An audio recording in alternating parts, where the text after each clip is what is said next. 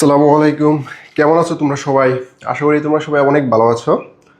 আজকে হচ্ছে তোমাদের জিকে লেকচার 9 এর উপরে কি থাকবে? বাংলাদেশের উপজাতি, বাংলাদেশের জনসংখ্যা, জনশুমারি 2022 সালে যে ষষ্ঠ জনশুমারি হয়েছে সেই সম্পর্কে আজকে আমরা পড়বো। আর হচ্ছে আমরা বাংলাদেশের আদিবাসী অথবা বাংলাদেশের উপজাতি সম্পর্কে বিস্তারিত জানবো আজকের ক্লাসে। আর আজকের ক্লাস থেকে হচ্ছে 1 নাম্বার অবশ্যই তোমরা কমন পাবে প্রত্যেকটি বিশ্ববিদ্যালয়ে ভর্তি পরীক্ষায়। উপজাতি আর হচ্ছে জনশুমারি এইসব টপিক থেকে প্রতি বছর সর্বনিম্ন সর্বনিম্ন একটা অথবা 2টা প্রশ্ন তোমরা অবশ্যই কমন পাবে এইসব টপিক থেকে। তো তার আগে আমি একটা জিনিস তোমাদেরকে বলে দিতে চাই, সেটা হচ্ছে তোমরা সবাই দ্রুত যুক্ত হয়ে যাও। তারপর একটা অ্যানাউন্সমেন্ট রয়েছে তোমাদের জন্য, অ্যানাউন্সমেন্টটা করে দিব।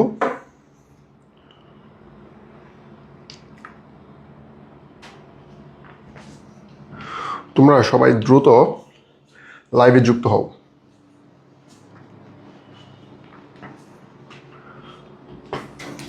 যে তোমাদের হচ্ছে এই তোমরা জানো আমাদের ক্লাসের যত পরীক্ষা ফার্দার পরবর্তীতে যত পরীক্ষা হবে, রিটেনের সময় কিন্তু আমরা রিটেন স্টার্ট করে দিব, রিটেন প্র্যাকটিস।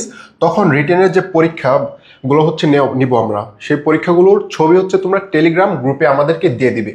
এখন তোমরা অনেকেই একটা প্রশ্ন জিজ্ঞেস করো রেগুলার, যে হচ্ছে ভাইয়া টেলিগ্রাম অ্যাকাউন্ট হচ্ছে কিভাবে খুলবো, টেলিগ্রাম হচ্ছে কিভাবে অ্যাকাউন্ট খুলবো, আর কিভাবে হচ্ছে লগ ইন করবো। তো আজকে তোমাদেরকে এটা একটু দেখাই দিই আমি, যাতে তোমাদের আর কোনো সমস্যা না হয়।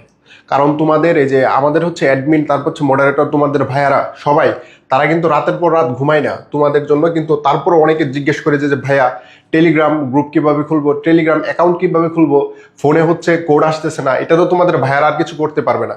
কারণ যদি কোড না আসে, তোমরা একটা কাজ করবে, ইউটিউবে হচ্ছে একটা ভিডিও দেখবে যে হচ্ছে টেলিগ্রামে এমন এমন সমস্যা করতেছে, কিভাবে অ্যাকাউন্ট খুলবো। সেগুলো যদি জাস্ট একটু তোমরা ইউটিউব থেকে দেখতে পারো, তখন দেখা যাচ্ছে তোমাদের ভাইয়াদের সেই পরিশ্রমটা আর করতে হচ্ছে না। তারপরেও আজকে হচ্ছে তোমাদেরকে একটা টিউটোরিয়াল দেখে দিব, যে হচ্ছে টেলিগ্রাম অ্যাকাউন্ট হচ্ছে কিভাবে ওপেন করতে হয়। তোমরা এখানে অনেকেই জানো, আবার অনেকে রয়েছে যারা হচ্ছে টেলিগ্রাম হয়তো ওইভাবে ইউজ করনি, যার কারণে টেলিগ্রাম সম্পর্কে অনেকের ধারণা একটু কম রয়েছে।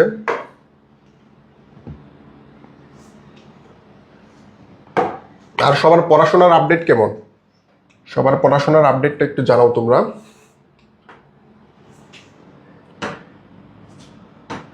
এখানে তোমাদের এই যে তোমরা সার্চ করবা how to open A Telegram account. তোমরা হচ্ছে ইউটিউবে ঢুকে জাস্ট হচ্ছে how to open A Telegram account তোমরা এইভাবে সার্চ করবা। ধরো হচ্ছে তোমার এই টেলিগ্রাম অ্যাকাউন্ট যখন তুমি ওপেন করতেছো, তোমার হচ্ছে কোড আসতেছে না, তখন তুমি কি করবা? তখন তুমি এটাও ইউটিউবে সার্চ করবা যে হচ্ছে টেলিগ্রাম অ্যাকাউন্ট খোলার সময় কোড আসে না কেন। সেটার সমস্যার সমাধান কিন্তু কি তুমি ইউটিউবে পেয়ে যাবা।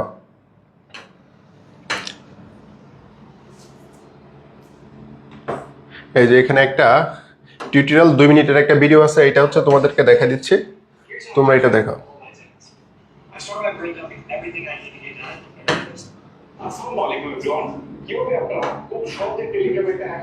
দেখো তোমাদেরকে টেলিগ্রাম হচ্ছে কিভাবে তোমাদের ওপেন করতে হবে।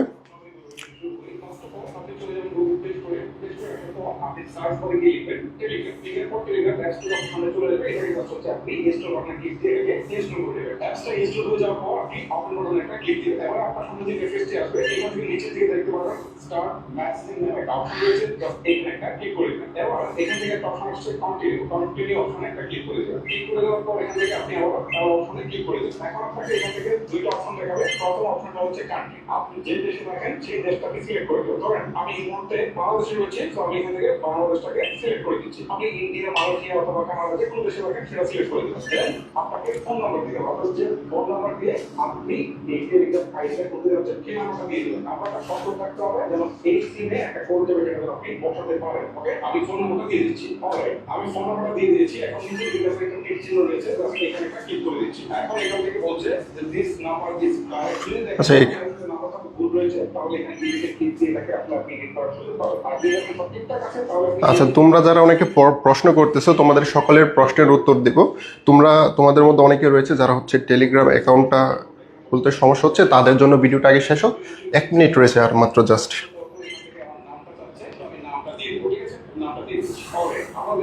আমি ফার্স্ট নেট এবং লাস্ট নেট দুটো দিয়ে দিয়েছি। তো লাস্ট নেট না দিলেও তো সমস্যা নেই, এটা অপশনাল। ওকে, আমরা চাইলে একটা সিঙ্গেল নাম দিয়েও কিন্তু আইডিটা হতে পারে। ওকে, সো নাম দেওয়ার পর নিচে থেকে দেখছি ক্লিক করে দিতে হবে। ক্লিক করে দেওয়ার পর এখান থেকে বলছে ওয়েলকাম টু টেলিগ্রাম। তারপরে অলরেডি আমরা আমাদের টেলিগ্রাম অ্যাকাউন্টটাকে ওপেন করে ফেলেছি। সো এখন আমরা এখান থেকে নিচে থেকে কন্টিনিউ অপশনটা ক্লিক করে দেব। তারপর হচ্ছে আবার এখান থেকে আমার কন্টাক্ট লিস্টের অ্যাক্সেস হচ্ছে সেটা দিতে চাইলে আমি হেল্প করে দেব। হেল্প করে দিলাম। এখন কিন্তু অলরেডি আমি টেলিগ্রাম অ্যাকাউন্ট খুলে ফেলেছি। সো এখন আমি চাইলে কিন্তু এখান থেকে যে কাউকে কল দিতে পারি। এটা হচ্ছে আমার প্রোফাইলটা সেট করতে পারি। কল দিতে চাইলে কলে চলে যেতে পারি। এখান থেকে এসে আমি এখান থেকে কিন্তু কল দিতে পারবো। ওকে, আর এই ফোনটা যেহেতু আমার এই সিমটা ইনসার্ট করা নেই, সেজন্য আসলে কন্টাক্ট লিস্টে সেগুলো দেখাচ্ছে না। যদি এটা এখানে সিমটা যদি ইনসার্ট করা থাকতো তাহলে নিচের দিকে এই সমস্ত কন্টাক্ট নাম্বারগুলো এখানে শো করতো। সো এখান থেকে কিন্তু আমরা যে কাউকে খুব ইজিলি কল করতে পারতাম। ওকে গাইস, আশা করি আপনাদের বোঝাতে পেরেছি যে কিভাবে আপনাদেরকে টেলিগ্রাম অ্যাকাউন্ট আসলে ক্রিয়েট করতে হয়। ভিডিওটা লেন্দি হবে, আজকে আমরা এখানে শেষ করব। বিদায় নিচ্ছি আপনাদের কাছে। আচ্ছা, তো আশা করি তোমরা যারা হচ্ছে টেলিগ্রাম নিয়ে সমস্যা ছিল, তোমরা ইউটিউব থেকে আবার চাইলে এভাবে একটা টিউটোরিয়াল হচ্ছে দেখতে পারো যে কিভাবে টেলিগ্রাম অ্যাকাউন্ট হচ্ছে ওপেন করতে হয়। ঠিক আছে? তো এইবার হচ্ছে আমরা আশা করি তোমাদের এই টেলিগ্রাম নিয়ে হচ্ছে কোনো সমস্যা থাকবে না। আর আমাদের পরবর্তীতে যত পরীক্ষা নেওয়া হবে, আমাদের হচ্ছে তোমাদের রিটেনের খাতা হচ্ছে আমরা তোমাদের প্রত্যেকের খাতা আমরা দেখব। তোমরা রিটেনের খাতা হচ্ছে পরীক্ষা দিয়ে বাসায় লিখবা, তোমাদেরকে আমরা সময় দিয়ে দিব। ধরো হচ্ছে আধা ঘন্টা সময়ের ভিতরে হচ্ছে তোমরা রিটেনের যতটুকু লেখা আছে অতটুকু তোমরা হচ্ছে খাতায় লিখবা। লিখে হচ্ছে ছবি তুলে তোমরা হচ্ছে টেলিগ্রামে আমাদেরকে দিয়ে দিবা। টেলিগ্রামে দেওয়ার পর এই যে তোমাদেরকে একটা জিনিস দেখাই, এই যে এইটার লিঙ্ক আমরা টেলিগ্রামের আমাদের যে গ্রুপ রয়েছে সবগুলো গ্রুপের লিঙ্ক কিন্তু আমরা হোয়াটসঅ্যাপ গ্রুপে দিয়েছি। আমাদের এই যে তোমাদের যে পেড ব্যাচের যে একটা গ্রুপ আছে ওই গ্রুপে কিন্তু দেয়া আছে। তো এই যে এইখানে দেখো এক্সাম সেন্টার নামে একটা গ্রুপ আছে, এই যে এক্সাম সেন্টার নামে একটা গ্রুপে যদি তোমরা যাও, এই যে এখানে দেখো এভাবে দেখতে পাচ্ছ কিনা তোমাদেরকে গ্রুপটা একটু ভালো করে দেখাই। এই যে এক্সাম সেন্টার নামে যখন তোমরা গ্রুপটাতে ঢুকবে, এই যে দেখো এক্সাম সেন্টারে এই যে গ্রুপটা ঢোকার পরে সাথে সাথে যে এখানে আসবে, এখানে তোমরা ক্লিক করবে। ক্লিক করার পরে দেখবে হচ্ছে ABCD এভাবে হচ্ছে জেড পর্যন্ত 26টা অ্যালফাবেট রয়েছে। কয়টা? 26টা। সেই 26টা ধর হচ্ছে আমার নাম হচ্ছে সাজ্জাদ। তো আমি আমার খাতা কোন অ্যালফাবেটে ঘরে জমা দিব?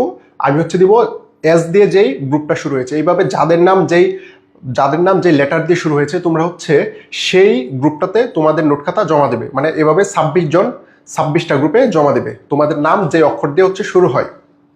আর আমাদের এই প্রত্যেকটা ম্যাটেরিয়ালস হচ্ছে কি আমাদের গ্রুপে থাকবে, টেলিগ্রাম গ্রুপে থাকবে, পাশাপাশি হোয়াটসঅ্যাপ গ্রুপেও থাকবে। তোমরা চাইলে হোয়াটসঅ্যাপ গ্রুপ থেকেও কি এগুলো দেখতে পারো।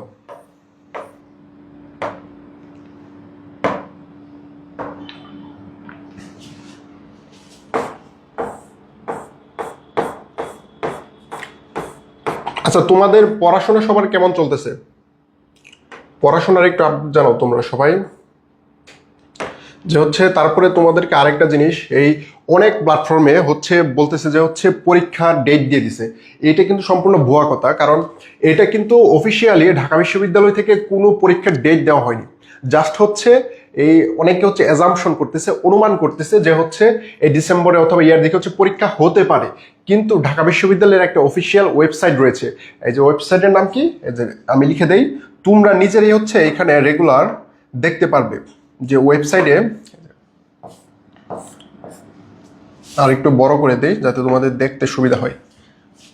এই যে DUSC.BD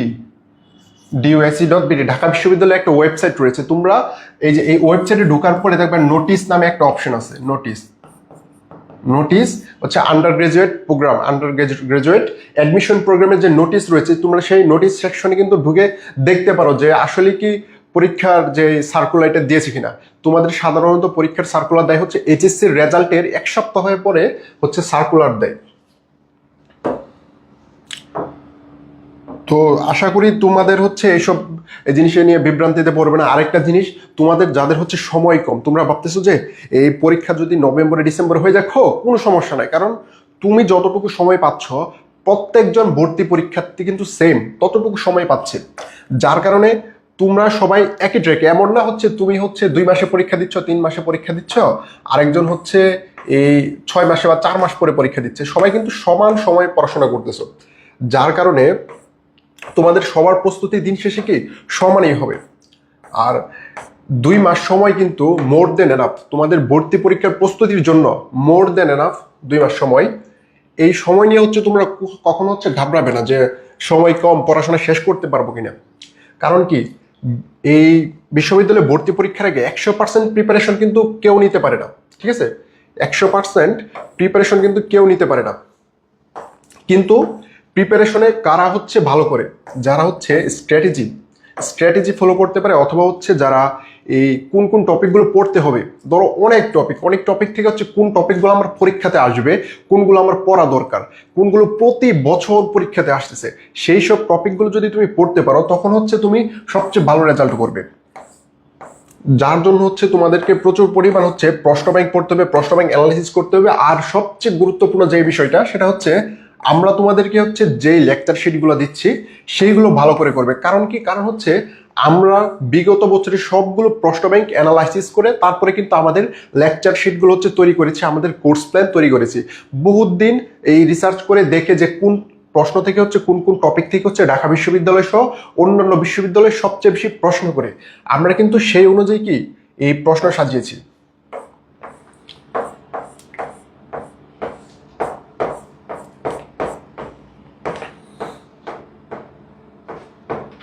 আচ্ছা, তোমরা হচ্ছে সবাই দ্রুত আমাদের এখানে যুক্ত হয়ে যাও।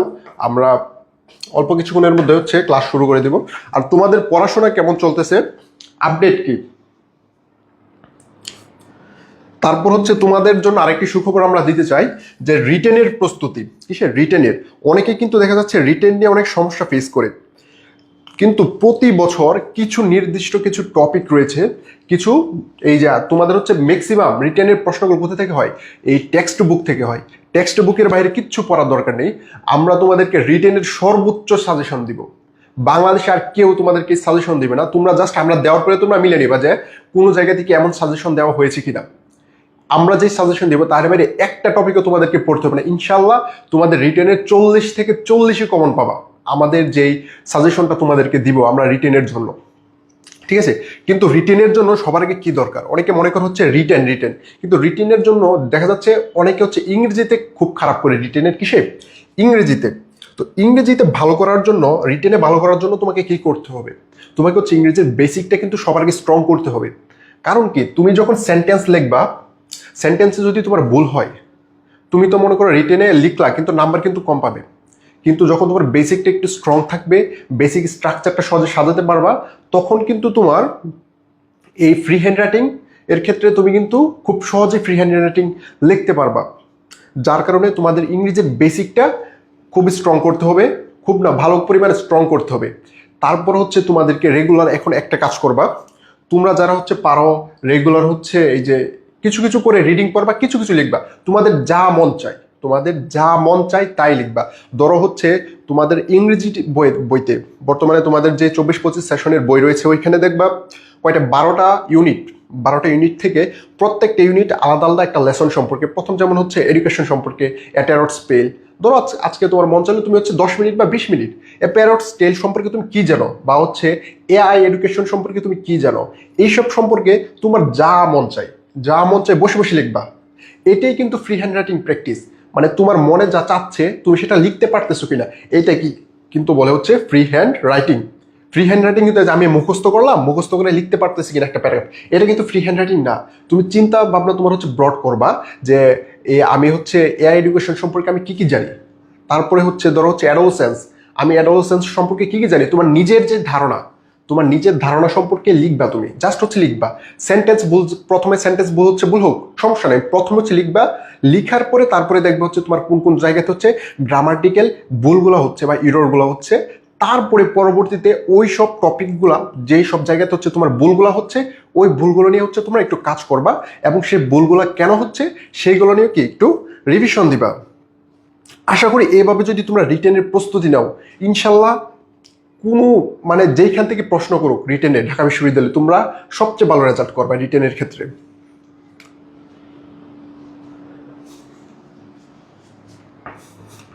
আরেকটা জিনিস তোমাদেরকে বলি, সেটা হচ্ছে কি, তোমরা যারা এই সাধারণ জ্ঞানের ক্ষেত্রে কিসের ক্ষেত্রে? সাধারণ জ্ঞানের ক্ষেত্রে। একটা কথা বলি, ঢাকা বিশ্ববিদ্যালয় কিন্তু প্রতি বছর, একটা সামারি দেই তোমাদেরকে, প্রতি বছর কত পার্সেন্ট লোক, প্রতি বছর হচ্ছে 90% শুধুমাত্র ইংরেজিতে ফেল করে। কিসে? ইংরেজিতে ফেল করে। ইংলিশে হচ্ছে তোমাদের ফেল করে। কিন্তু ইংলিশে কত? 90% শিক্ষার্থী ঢাকা বিশ্ববিদ্যালয় প্রতি বছর ইংরেজিতে জাস্ট হচ্ছে তারা এই এমসিকিউ অপশনে ফেল করে, এমসিকিউতে। কিসে ফেল করে? এমসিকিউতে। তো তুমি দেখো এখন হচ্ছে তোমার, আর ঢাকা বিশ্ববিদ্যালয়ের পরীক্ষার প্যাটার্নটা তোমাকে আমি বলি। প্রথম হচ্ছে এমসিকিউ পার্ট, তারপরে হচ্ছে রিটেন পার্ট।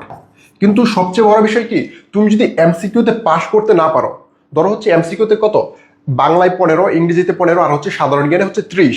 সাধারণ জ্ঞানে সাধারণত কেউ ফেল করে না, বাংলায় আর হচ্ছে ইংরেজিতে বেশিরভাগ হচ্ছে এমসিকিউতে ফেল করে, কারণ এমসিকিউ কম। তো 15 থেকে যদি তুমি 5-এর নিচে পাও তুমি কিন্তু ফেল করবে। তো দেখো 90% শিক্ষার্থী সেই জায়গাতে জাস্ট ইংরেজিতে 15 থেকে 5 পাইতে পারে না। কত? 15 থেকে 5। তুমি যদি 15 থেকে, ধরো ইংরেজিতে 15 থেকে কত পাইতেছ? 6। ইংরেজিতে 15 থেকে 6, বাংলায় 15 থেকে 5 পাইছো, তুমি জাস্ট পাস করছো। তোমার নাম্বার কত হয়েছে?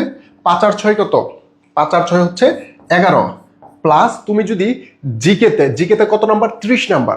জিকে কিন্তু 30টা নাম্বার 30টা টপিক থেকে হয়। তুমি যদি 30টা টপিক সর্বোচ্চ গুরুত্ব দিয়ে পড়ো, ধরো তুমি 30 থেকে কত পাইছো? 30 থেকে 25, কম ধরলাম 25 পাইছো। আমি কিন্তু এই সাধারণ জ্ঞানে কত পাইছিলাম? আমার অ্যাডমিশনের টাইম আমি পাইছিলাম হচ্ছে 28। 2টা এমসিকিউ হচ্ছে আমি দাগাইনি, 2টা আমার হচ্ছে কমন ছিল, তারপর হচ্ছে আমি দাগাইনি, এই 28টা দিচ্ছি, 28টি হয়েছে। তো এইবার দেখো তোমার যদি জিকেতে প্রিপারেশন ভালো হয়, তুমি যদি 25 পাও, এই জিকে 25 আর 11 কত হয়েছে? 36। কত? 36। দেখো তোমার চান্স পাওয়ার জন্য কিন্তু তোমাকে জাস্ট বাংলাতে আর ইংরেজিতে, তোমার যদি ঢাকা বিশ্ববিদ্যালয়ে একটা সিট দরকার পড়ে, তোমার হচ্ছে জাস্ট পাস করতে হবে বাংলাতে ইংরেজিতে। আর তুমি রেজাল্ট ভালো করবো হচ্ছে কি? সাধারণ জ্ঞানে। কারণ সাধারণ জ্ঞান হচ্ছে তোমার সহজ। তুমি যদি ভালো করে কোন কোন টপিক থেকে প্রতি বছর প্রশ্ন আসে এইগুলো যদি জাস্ট তুমি পড়তে পারো, তখন তুমি জিকেতে সর্বোচ্চ নাম্বার পাবা। আর সর্বোচ্চ নাম্বার যদি পাও, এই জিকের নাম্বার হচ্ছে তোমার মেরিট আগাইতে সামনে নিয়ে আসবে। ঠিক আছে? সামনের দিকে নিয়ে আসবে। তারপর তুমি এমসিকিউ অপশন শেষ করার পর হচ্ছে তোমার রিটেনের পালা। তুমি যদি এমসিকিউতে 5-এর নিচে পাও, তুমি যদি এমসিকিউতে 4.5 পাও, তখন কিন্তু তোমার এই রিটেনে খাতা দেখা হবে না, রিটেনের খাতা দেখা হবে না। ধরো এবার তুমি এমসিকিউতে পেলে 4.5, কিন্তু রিটেনের ধরো হচ্ছে ইংরেজির 20 নাম্বার থেকে তুমি 18 পাইছো, কোনো লাভ নাই। কারণ তুমি এমসিকিউতে ফেল করেছো। যার কারণে সবার আগে তোমাদেরকে ফোকাস দিতে হচ্ছে এমসিকিউর উপরে। ঠিক আছে? এমসিকিউর পাশাপাশি হচ্ছে তোমাদের রিটেন পার্ট। আর সবচেয়ে বেশি ফোকাস দিতে হবে কোন অপশনগুলোতে? তোমার হচ্ছে এই যে এমসিকিউ গুলাতে ফোকাস দিবা, তারপর হচ্ছে সাধারণ জ্ঞানের উপরে ভালো করে ফোকাস দিতে হবে। কারণ কি? তোমার চান্স পাওয়ার জন্য ইংরেজিতে আর বাংলাতে পাস করতে হবে, কিন্তু তোমার মেরিট, তুমি ভালো একটা সাবজেক্ট পেতে হলে তোমাকে সাধারণ জ্ঞানে অবশ্যই ভালো নাম্বার তুলতে হবে। আর ইংরেজির ক্ষেত্রে, এই রিটেনের ক্ষেত্রে হচ্ছে বাইরের কোনো টপিক থেকে প্রশ্ন আসে না। কিছু কিছু কমন টপিক রয়েছে প্রত্যেক বছর। যেমন কি একটা প্যারাগ্রাফ, তুমি হচ্ছে বিগত 2019 সাল থেকে ঢাকা বিশ্ববিদ্যালয়ের রিটেন চালু হয়েছে। 19 সালের পর থেকে এখন পর্যন্ত যদি দেখো, প্রতি বছর একটা করে প্যারাগ্রাফ থাকে। একটা প্যারাগ্রাফে কত? 10 নাম্বার, মানে 20 থেকে 10 হচ্ছে একটা প্যারাগ্রাফই শুধু প্রতি বছর। তো একটা প্যারাগ্রাফ এইবারও আসবে, তোমাদের সময় একটা প্যারাগ্রাফ শিওর আসবে।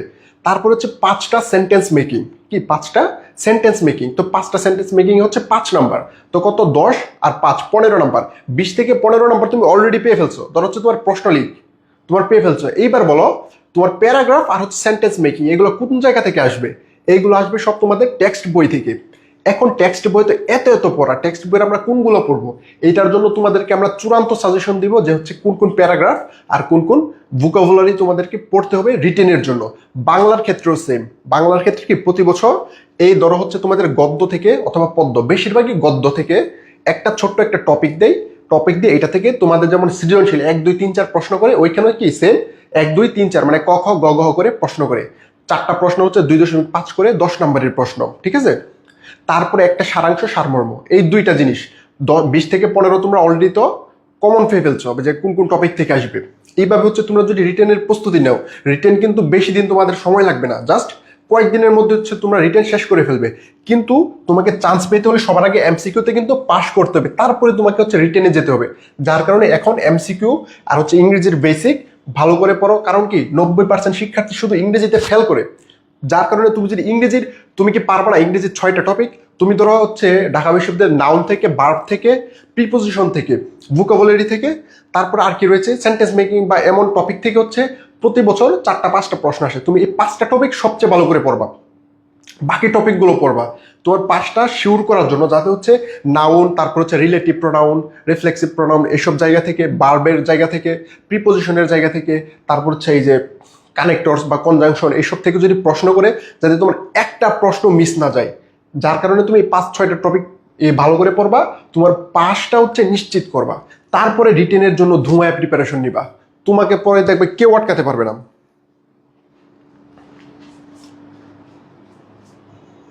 আর অনেকে বলতেছ যে সারাদিন হচ্ছে বই নিয়ে পড়ার ইচ্ছে করে না, তো আমি বলি তোমাদেরকে, পড়াশোনা তোমার কখন হয়? তোমাকে হচ্ছে স্বপ্ন দেখতে হবে। তুমি দেখবে, তুমি আজকের একটা জিনিস হচ্ছে চিন্তা করো যে তুমি হচ্ছে তোমার সাথে ধরো হচ্ছে তোমরা 4-5 জন বন্ধু একসাথে ঘুরো, তুমি আজকে চান্স পাওনি, কিন্তু তোমার সাথে 4 জন বন্ধু চান্স পেয়েছে, তখন তোমার কাছে কেমন লাগবে? এটা বলে ধরো সারাদিন হচ্ছে অনেকে হচ্ছে দেখা যায় এই অ্যাডমিশন টাইমে হচ্ছে ঢাকা শহর আসে কোচিং করতে, ওইখানে একসাথে মেসে থাকে, অনেকে অনেক জায়গাতে থাকে। ধরো তোমার সাথে বন্ধু বান্ধব সবাই চান্স পেয়েছে, তুমি চান্স পাওনি। এই সিচুয়েশনটা জাস্ট এই একবার ভেবে দেখো যে তোমার কাছে কেমন লাগতেছে। মানে আশেপাশের সবাই যেদিন হচ্ছে রেজাল্ট দিচ্ছে, ধরো হচ্ছে ঢাকা বিশ্ববিদ্যালয়ের রেজাল্ট দিচ্ছে, দেওয়ার দিন তুমি মনে করো দেখলা তোমার চান্স হয় নাই, তোমার আশেপাশের সবার হচ্ছে চান্স হয়েছে। তারপরে অন্যান্য ঢাকা বিশ্ববিদ্যালয়ের রাজশাহী, তারপরে হচ্ছে সিইউ চট্টগ্রাম, আমার কাছে হচ্ছে সবগুলো ইউনিভার্সিটি এক সমান।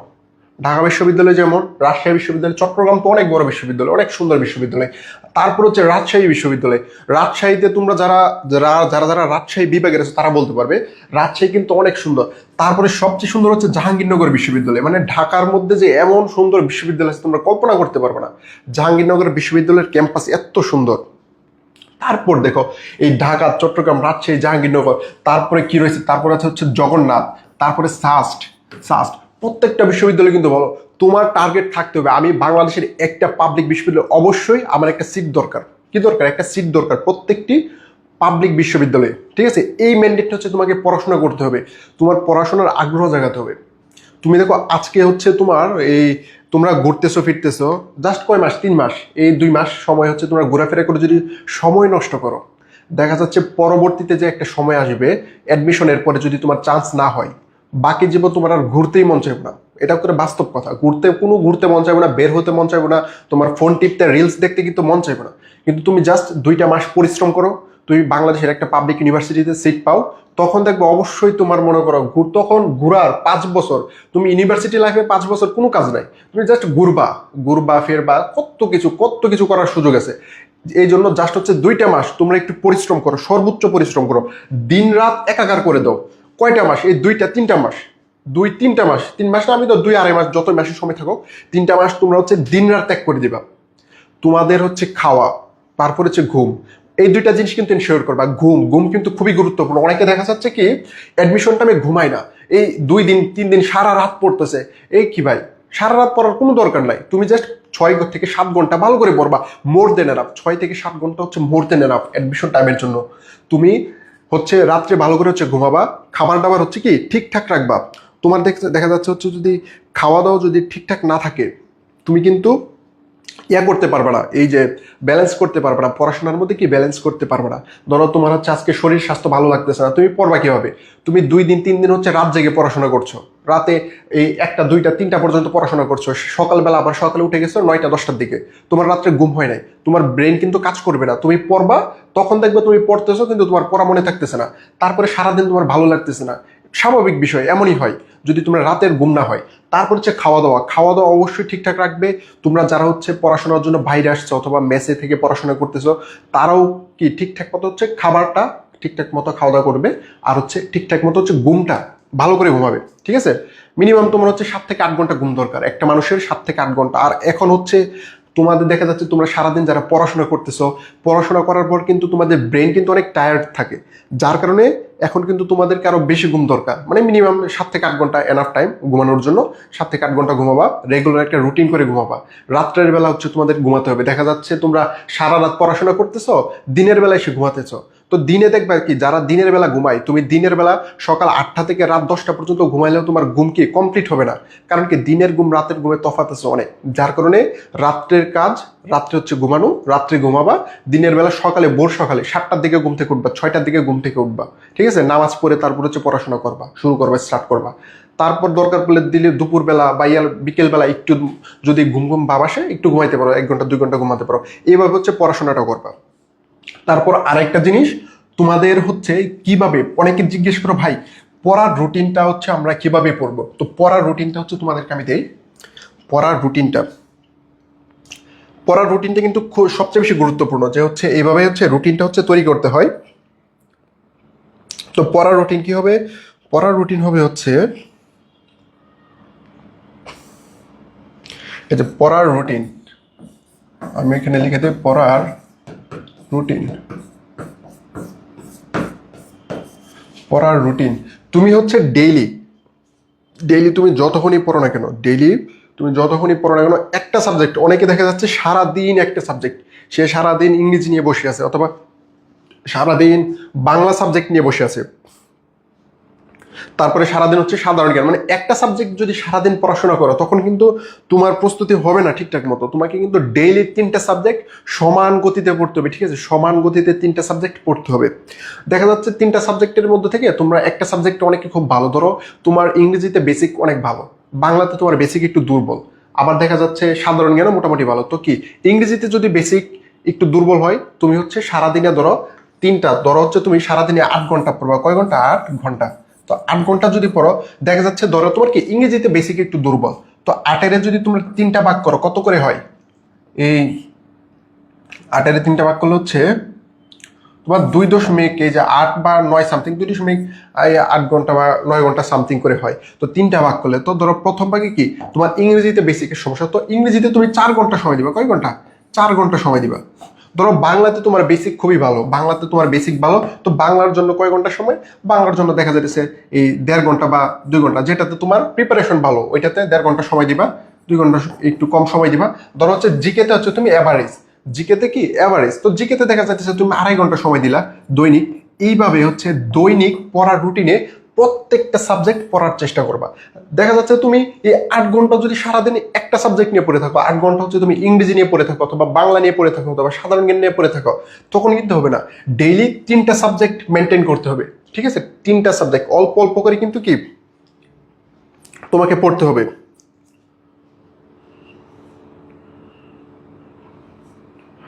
আচ্ছা তোমাদের আর দেখি আর কাদের হচ্ছে কি সমস্যা, তোমরা হচ্ছে কমেন্টে জানাও। আমাদের জিকে লেকচার কত? জিকে লেকচার হচ্ছে আজকে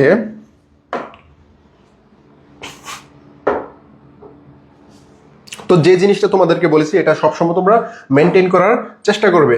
তো আজকে চলো আমাদের জিকে লেকচার 9 থেকে কিন্তু একটা প্রশ্ন তোমাদেরকে যে আমি বলেছি যে প্রতি বছর কিন্তু একটা করে প্রশ্ন সব সময় কমন আসে, কি সব সময় কমন আসে। সেটা কি? সেটা হচ্ছে ধরো এই যে আজকের যে আমরা টপিকটা পড়বো উপজাতি থেকে কিন্তু প্রতি বছর তোমার হচ্ছে বন্দুকের গুলি মিস যায়, কিন্তু উপজাতি থেকে প্রশ্ন মিস যাবে না। যার কারণে যদি তুমি উপজাতির আদ্যপান্ত প্রথম থেকে শেষ পর্যন্ত শেষ করতে পারো, আর উপজাতি থেকে কিন্তু কি একবারে ভিতর থেকে বা গভীর থেকে কোনো বিষয় আসে না, সে টপিকগুলো আসে কোন জায়গা থেকে? ধরো উপজাতির হচ্ছে অবস্থান, তারপরে উপজাতির হচ্ছে কি কোন ধর্মের, মানে সকল ধর্মের আসে না। যেমন বিগত মনে হয় 20-21 সেশনে একটা প্রশ্ন এসেছিল যে বাংলাদেশের কোন উপজাতির ধর্ম হচ্ছে ইসলাম, যেমন হচ্ছে পাঙ্গনরা কোথায় বাস করে? সিলেটে, তাদের ধর্মের নাম হচ্ছে ইসলাম, এমন প্রশ্ন আসে। তারপরে আসতে পারে সাংরাই কাদের উৎসব, বৈশাখী কাদের উৎসব, তারপরে হচ্ছে জলকেলি কাদের উৎসব, এমন প্রশ্ন আসবে। তারপরে হচ্ছে উপজাতির কিছু সার্কেল রয়েছে, যেমন হচ্ছে চাকমাদের সার্কেল, মারমাদের সার্কেল, গারোদের সার্কেল, এই সার্কেল থেকে প্রশ্ন আসে অনেক সময়। তারপর কি এইসব টপিক থেকে প্রশ্ন আসে। তারপর আরেকটা জিনিস রয়েছে, সেটা হচ্ছে কি পার্বত্য চট্টগ্রাম চুক্তি থেকে একটা প্রশ্ন আসে। যেমন হচ্ছে কি পার্বত্য চট্টগ্রাম আর হচ্ছে আমাদের বাংলাদেশ সরকারের সাথে 1972-74 দিকে একটা চুক্তি হয়েছিল, যাকে কি বলা হয়? পার্বত্য চট্টগ্রাম চুক্তি।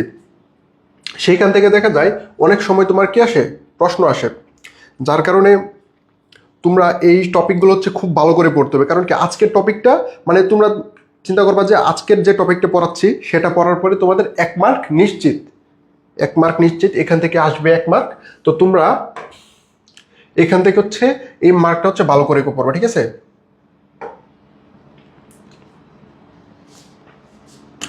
তো চলো আমরা আজকের ক্লাসে চলে যাই। আজকে হচ্ছে তোমাদেরকে অনেক কথা বলে ফেলেছি, তো আর দেরি করতে চাই না, তোমাদের ক্লাসটা এখান থেকে হচ্ছে শুরু করে দেব।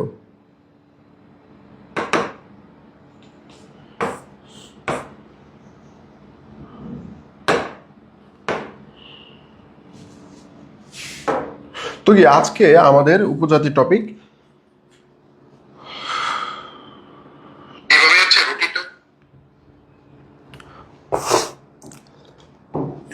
তো তোমাদেরকে আজকে হচ্ছে আমি যেই সব সাজেশনগুলো দিলাম, ঠিক আছে, এই সাজেশনগুলো ডেইলি এখন থেকে আজকে থেকে ডেইলি মেনটেন করবা। আজকে থেকে কি ডেইলি তোমাদেরকে হচ্ছে মেনটেন করতে হবে। আচ্ছা 19 কোন গ্রুপের? আচ্ছা মাহাদুল হাসান রাকিব বলেছে যে আমি আদিবাসী, 1 নম্বর আসবে আমার থেকে অবশ্যই। এখান থেকে প্রশ্ন আসবে, মানে বন্দুকের গুলি মিস যাবে, কিন্তু উপজাতি, আদিবাসী আর হচ্ছে জনসংখ্যা, এই 3টা টপিক থেকে 1 নাম্বার শিওর কমন আসবে, এটা আমি হচ্ছে গ্যারান্টি দিয়ে লিখে দিলাম তোমাদেরকে। এই যে তারপর অনেকে বলতেছে হচ্ছে ভাইয়া সবগুলো সাবজেক্ট হচ্ছে সমান গুরুত্ব দিয়ে পড়তে হবে, অবশ্যই সমান গুরুত্ব দিবা। আর রিলস, তোমরা আল্লাহর ওয়াস্তে হচ্ছে রিলস দেখা ছাইড়া দাও, রিলস দেখা ছাইড়া দাও। এখন তোমাদের রিলস দেখার সময় না। 3 মাস পর যখন তোমরা ইউনিভার্সিটিতে যাবা তখন নিজেও রিলস দেখবা, সাথে বান্ধবী নিয়ে হচ্ছে রিলস দেখতে পারবা, বন্ধু নিয়ে রিলস দেখতে পারবা, কোনো সমস্যা নাই। কিন্তু এখন যদি রিলস দেখো তোমার পুরো জীবনই কিন্তু রিলস হয়ে যাবে, তোমার রিয়েল জীবন রিলস হয়ে যাবে এখন যদি সারাদিন বসে রিলস দেখো। আর চলো হচ্ছে আমরা উপজাতি ক্লাস শুরু করে দিই। সবার প্রথমে আজকে কোন টপিক রয়েছে এই দেখো, এখানে অনেকের হচ্ছে আমি ছবি দিয়ে দিলাম যে জনশুমারি, তারপর হচ্ছে কোন উপজাতি কোন কোন অঞ্চলে বাস করে, বাংলাদেশের ঐতিহ্য কিন্তু আমাদের এইসব। এই যে প্রথম হচ্ছে আমরা কিছু তথ্য, কিছু যে প্রত্যেকটা জিনিস পড়ার আগে কিন্তু কিছু বেসিক তথ্য জানতে হয় আমাদেরকে। বেসিক তথ্য কি? যেমন হচ্ছে আমরা এখন উপজাতি নিয়ে কিছু তথ্য জানবো, বেসিক তথ্য। যেমন তার মধ্যে কি বাংলাদেশে বসবাসকারী উপজাতির সংখ্যা কতটি? 50টি। কত? 50। মানে এই পর্যন্ত বাংলাদেশের কাউন্ট হয়েছে এমন উপজাতির সংখ্যা হচ্ছে 50টি। তারপর তোমাদেরকে জানতে হবে যে বৃহত্তম আর হচ্ছে ক্ষুদ্রতম। বৃহত্তম বৃহত্তম বৃহত্তম কারা? বৃহত্তম হচ্ছে চাকমা, মানে সবচেয়ে বেশি উপজাতি বাংলাদেশে কারা? সবচেয়ে বেশি হচ্ছে চাকমা। আর সবচেয়ে ক্ষুদ্রতম, সবচেয়ে ক্ষুদ্রতম না, দ্বিতীয়। প্রথম হচ্ছে কি? প্রথম বৃহত্তম, আর হচ্ছে দ্বিতীয় হচ্ছে কারা? দ্বিতীয় কারা? দ্বিতীয় হচ্ছে মারমা। এইসব তোমরা একটা জিনিস লক্ষ্য করবা যে ভর্তি পরীক্ষা কিন্তু এইসব ছোট ছোট টপিক থেকে প্রশ্ন আসে। তোমরা মনে করো যে ভাই ঢাকা বিশ্ববিদ্যালয়ে প্রশ্ন করতেছে, ঢাকা বিশ্ববিদ্যালয়ে না জানি কত কঠিন জায়গা থেকে প্রশ্ন করে। আসলে এমন কিন্তু কোনো সময় করে না। ঢাকা বিশ্ববিদ্যালয়ে একটা সাইকোলজি নিয়ে খেলে, সেটা হচ্ছে অনেক সহজ সহজ জায়গা থেকে প্রশ্ন করে, মানে একবারে ধরো উপর জায়গা থেকে। যেমন কি এই যে বাংলাদেশের বৃহত্তম উপজাতি হচ্ছে কি? চাকমা। তারপর হচ্ছে দ্বিতীয় হচ্ছে মারমা। তারপর হচ্ছে প্রকৃতি পূজারী কারা? মুন্ডা অথবা মণিপুরী। বাংলাদেশ উপজাতির ভাষার সংখ্যা কয়টি? 32টি। ঠিক আছে। পার্বত্য চট্টগ্রামে মোট কতটি উপজাতি বসবাস করে? 11টি।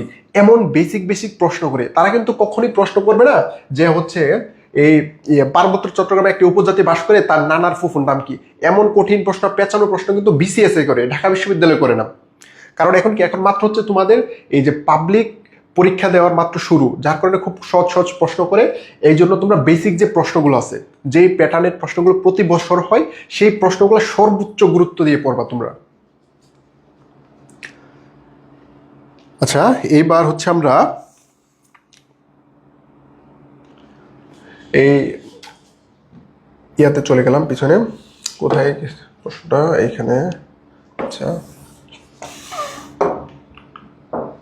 এইবার চলো, এই যে বাংলাদেশের বৃহত্তম উপজাতি চাকমা বললাম, দ্বিতীয় বৃহত্তম কারা? হচ্ছে মারমা। পার্বত্য চট্টগ্রাম, তোমরা জানো বাংলাদেশের সবচেয়ে বেশি উপজাতি বাস করে কোন জায়গাতে? পার্বত্য চট্টগ্রাম। এই যে এই জায়গাতে হচ্ছে তোমাদেরকে আমি হচ্ছে মানচিত্রে দেখাই দিই, তো হচ্ছে তোমাদেরকে অনেক সহজ হয়। যে বাংলাদেশের এখানে দেখো পার্বত্য চট্টগ্রাম, এই যে সবচেয়ে বেশি, এই যে পাহাড়ের যে বাংলাদেশের অঞ্চল রয়েছে, এই পার্বত্য চট্টগ্রাম কি সবচেয়ে বেশি উপজাতি? কি সবচেয়ে বেশি? কয়টি? 11টি। 11টি উপজাতি বাস করে সংখ্যায়। এইবার দেখো তোমার হচ্ছে গারো, চাকমা, বম, পাংখোয়া, চাটগায়া, খিয়াং, মিজো, খুমি, মরু, এত যত আছে সবগুলো কি এই সার্কেলটার ভিতরে আমাদের পার্বত্য চট্টগ্রাম। তারপর হচ্ছে এই যে এই সিলেট যে অঞ্চল রয়েছে আমাদের সিলেটি অঞ্চল, সেখানে সিলেটে মণিপুরি আছে, খাসি আছে, তারপর হচ্ছে বিষ্ণুপ্রিয়া আছে, তারা বাস করে। তারপরে এই যে আমাদের রংপুরের যে অঞ্চল, এই অঞ্চলে আরো কিছু উপজাতি রয়েছে, যেমন হচ্ছে মুন্ডারি, সাঁওতাল, রাজবংশী, তারপরে হচ্ছে ক্রুক, এইসব উপজাতি বাস করে। তারপরে যে এইখানে দেখো, তোমরা সবাই যেন হচ্ছে রাখাইন, যাদেরকে চিনো রাখাইন, রাখাইন কাদেরকে বলা হয়, এই যে তোমরা সরি রাখাইন না, তোমাদেরকে হচ্ছে মগ বলি। একটা ক্লাসিফিকেশন দেখাই দিই, তোমরা হচ্ছে 3টা উপজাতি মুখস্থ করবা, জাস্ট একটা জিনিসের 3টা উপজাতি মুখস্থ করে ফেলবা। সেটা কি? সেটা হচ্ছে মগ। মগকে কিভাবে 3টা উপজাতি দেখো, তাদের হচ্ছে আদিবাসীর বা উপনাম বা যেটা অরিজিনাল নাম, মানে অরিজিনগত উৎপত্তিগত যেই নাম, সেটার নাম কি? মগ। লেখাটা মনে ইয়ে হয়েছে যে মগ। কি হবে? মগ। এই মগের নাম, মগ যদি পাহাড়ে বাস করে তাদের নাম কি? মারমা। মগের যে অংশটা, যে গোষ্ঠীটা হচ্ছে পাহাড়ে বাস করে তাদেরকে বলে মারমা।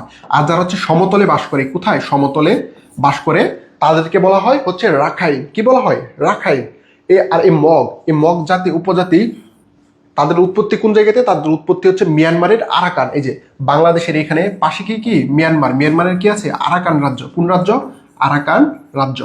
আরাকান রাজ্য থেকে কিন্তু কি এই মগ বা এই উপজাতিরা কি বাংলাদেশে তাদের হচ্ছে এই বংশবিস্তার ঘটেছে। তারপর তারা হচ্ছে পাহাড় অঞ্চলে, তাদের নাম হচ্ছে কি? মারমা। সমতল অঞ্চলে তাদের নাম কি? রাখাইন। তার মানে মগ, মারমা আর হচ্ছে রাখাইন, 3টা কিন্তু সেম, খালি স্থান ভেদে তাদেরকে আলাদা আলাদা নামে ডাকা হচ্ছে। যেমন হচ্ছে তোমরা দেখো একটা জিনিসের নাম, যেমন হচ্ছে পানি, যেমন আমাদের এখানে পানি বলে, নোয়াখালীতে কি বলে? হানি। নোয়াখালীতে হানি হয়। এই ধরো হচ্ছে ঢাকাতে পানি, ঢাকায় কি বলে? পানি। ঢাকায় পানি। নোয়াখালীতে কি বলে? নোয়াখালীতে হচ্ছে হানি। তো দেখো একটা জিনিস হচ্ছে স্থানভেদে কিন্তু ভিন্ন হয়ে যায়। তারপর আবার কলকাতাতে কি বলে? কলকাতার ভাষা কিন্তু কি? বাংলা। সেখানে কি বলে? সেখানে বলে হচ্ছে জল। কলকাতাতে জল। তাহলে কি জল, হানি, পানি সব কি আলাদা? আলাদা না, সবগুলো কিন্তু একই জিনিস। সেম ভাবে এই মগ, মারমা আর হচ্ছে রাখাইন, 3টা হচ্ছে সেম জিনিস, জাস্ট হচ্ছে পাহাড়ে বলে হচ্ছে মারমা, আর হচ্ছে রাখাইন বলে হচ্ছে কি সমতলে। তো এই রাখাইনরা কোথায় বাস করে? বাংলাদেশের বরিশালের কিছু অঞ্চল রয়েছে, মানে কি উপকূলীয় অঞ্চল, সেই উপকূলীয় অঞ্চলে এই রাখাইনরা বসবাস করে। আর মগরা বসবাস করে কোথায়? এই মিয়ানমারের আরাকান রাজ্যের দিকে। তো এইবার চলো তোমাদেরকে জাস্ট হচ্ছে আমি একটা বেসিক ধারণা দিলাম, আমরা মানচিত্রে আবার আসবো। তো বেসিক ধারণা কি? মানে সবচেয়ে বেশি বাস করে কোথায়? পার্বত্য চট্টগ্রাম। তারপরে কিছু উপজাতি রয়েছে, যেমন হচ্ছে খাসিয়া, তারপর হচ্ছে মণিপুরি, আর হচ্ছে কি এই খাসিয়া, মণিপুরি, বিষ্ণুপ্রিয়া, তারা কোথায় বাস করে? এই সিলেট অঞ্চলে। তারপরে দেখো যে এইখানে হচ্ছে বৃহত্তর ময়মনসিংহ বিভাগ কি এইখানে। তো বৃহত্তর ময়মনসিংহ বিভাগে কিছু উপজাতি বাস করে, তাদের নাম কি?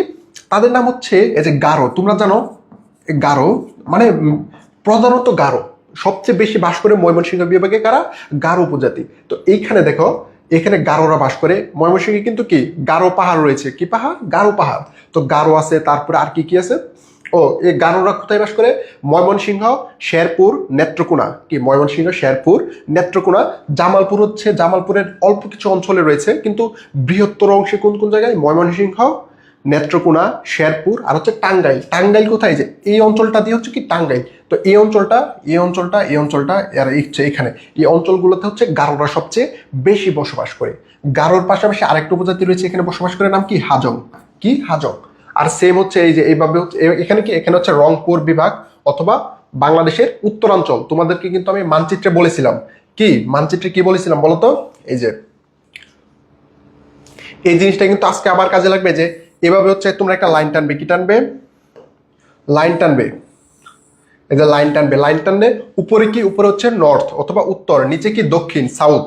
এই পাশে কি হবে? হাতের ডান পাশে হচ্ছে পূর্ব, বাম পাশে হচ্ছে কি? পশ্চিম। এভাবে হচ্ছে মানচিত্রে নির্ধারণ করবে। তো উপরের সাইড কি হবে?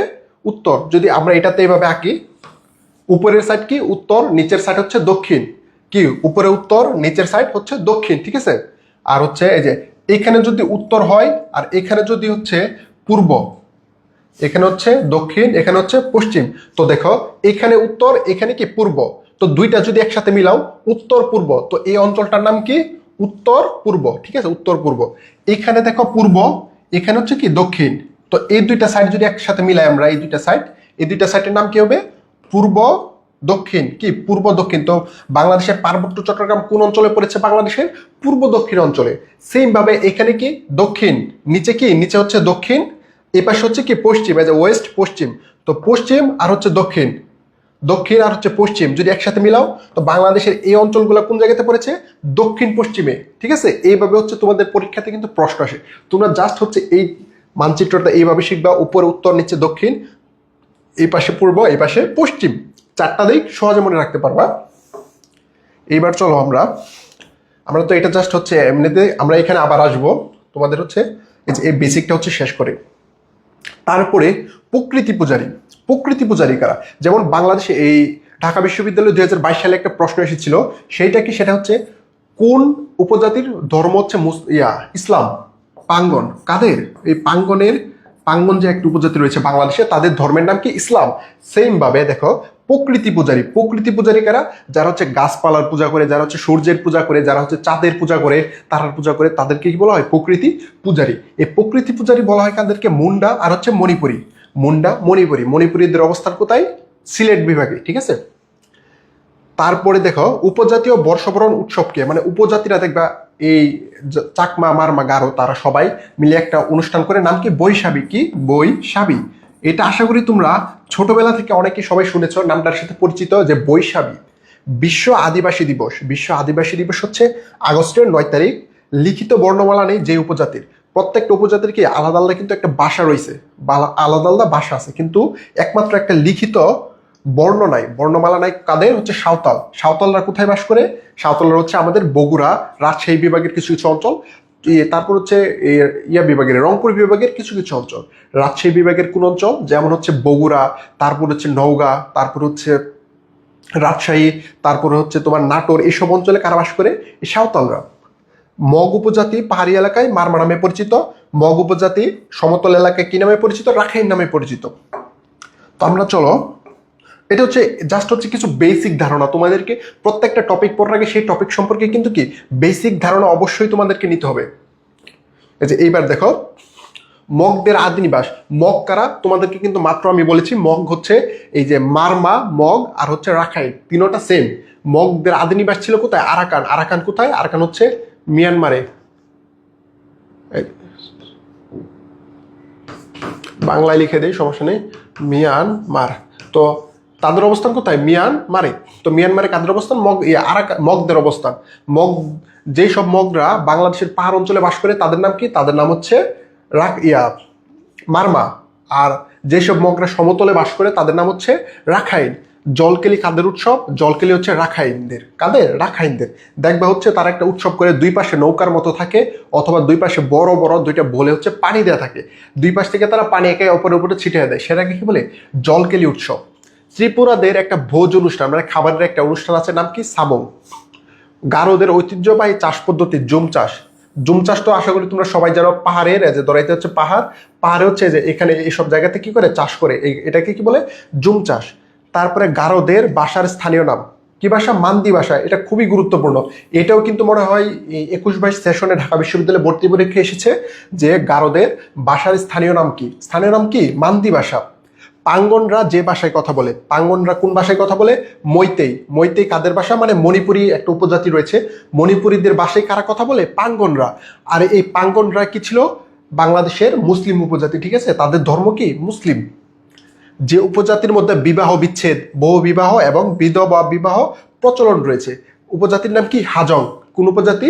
হাজং উপজাতি। তাদের মধ্যে কি আছে দেখো, যেমন হচ্ছে আমাদের এখানে এই বিবাহ বিচ্ছেদ, বহু বিবাহ, এইসব প্রথা প্রচলন, কিন্তু উপজাতিদের এখানে কিন্তু কি এইসব, আমাদের এইসব কালচার কিন্তু, মানে সকল কালচার কিন্তু ওইসব জায়গাতে নাই, যার কারণে সকল উপজাতিতে আমাদের মতো কালচার, ওদের কালচার সেম না। কিন্তু এই হাজংদের মধ্যে তাদের একটা কালচার মিলে যায়। কেমন? সেটা হচ্ছে ডিভোর্স দেওয়া, বহু বিবাহ, বিধবা বিবাহ, এগুলা।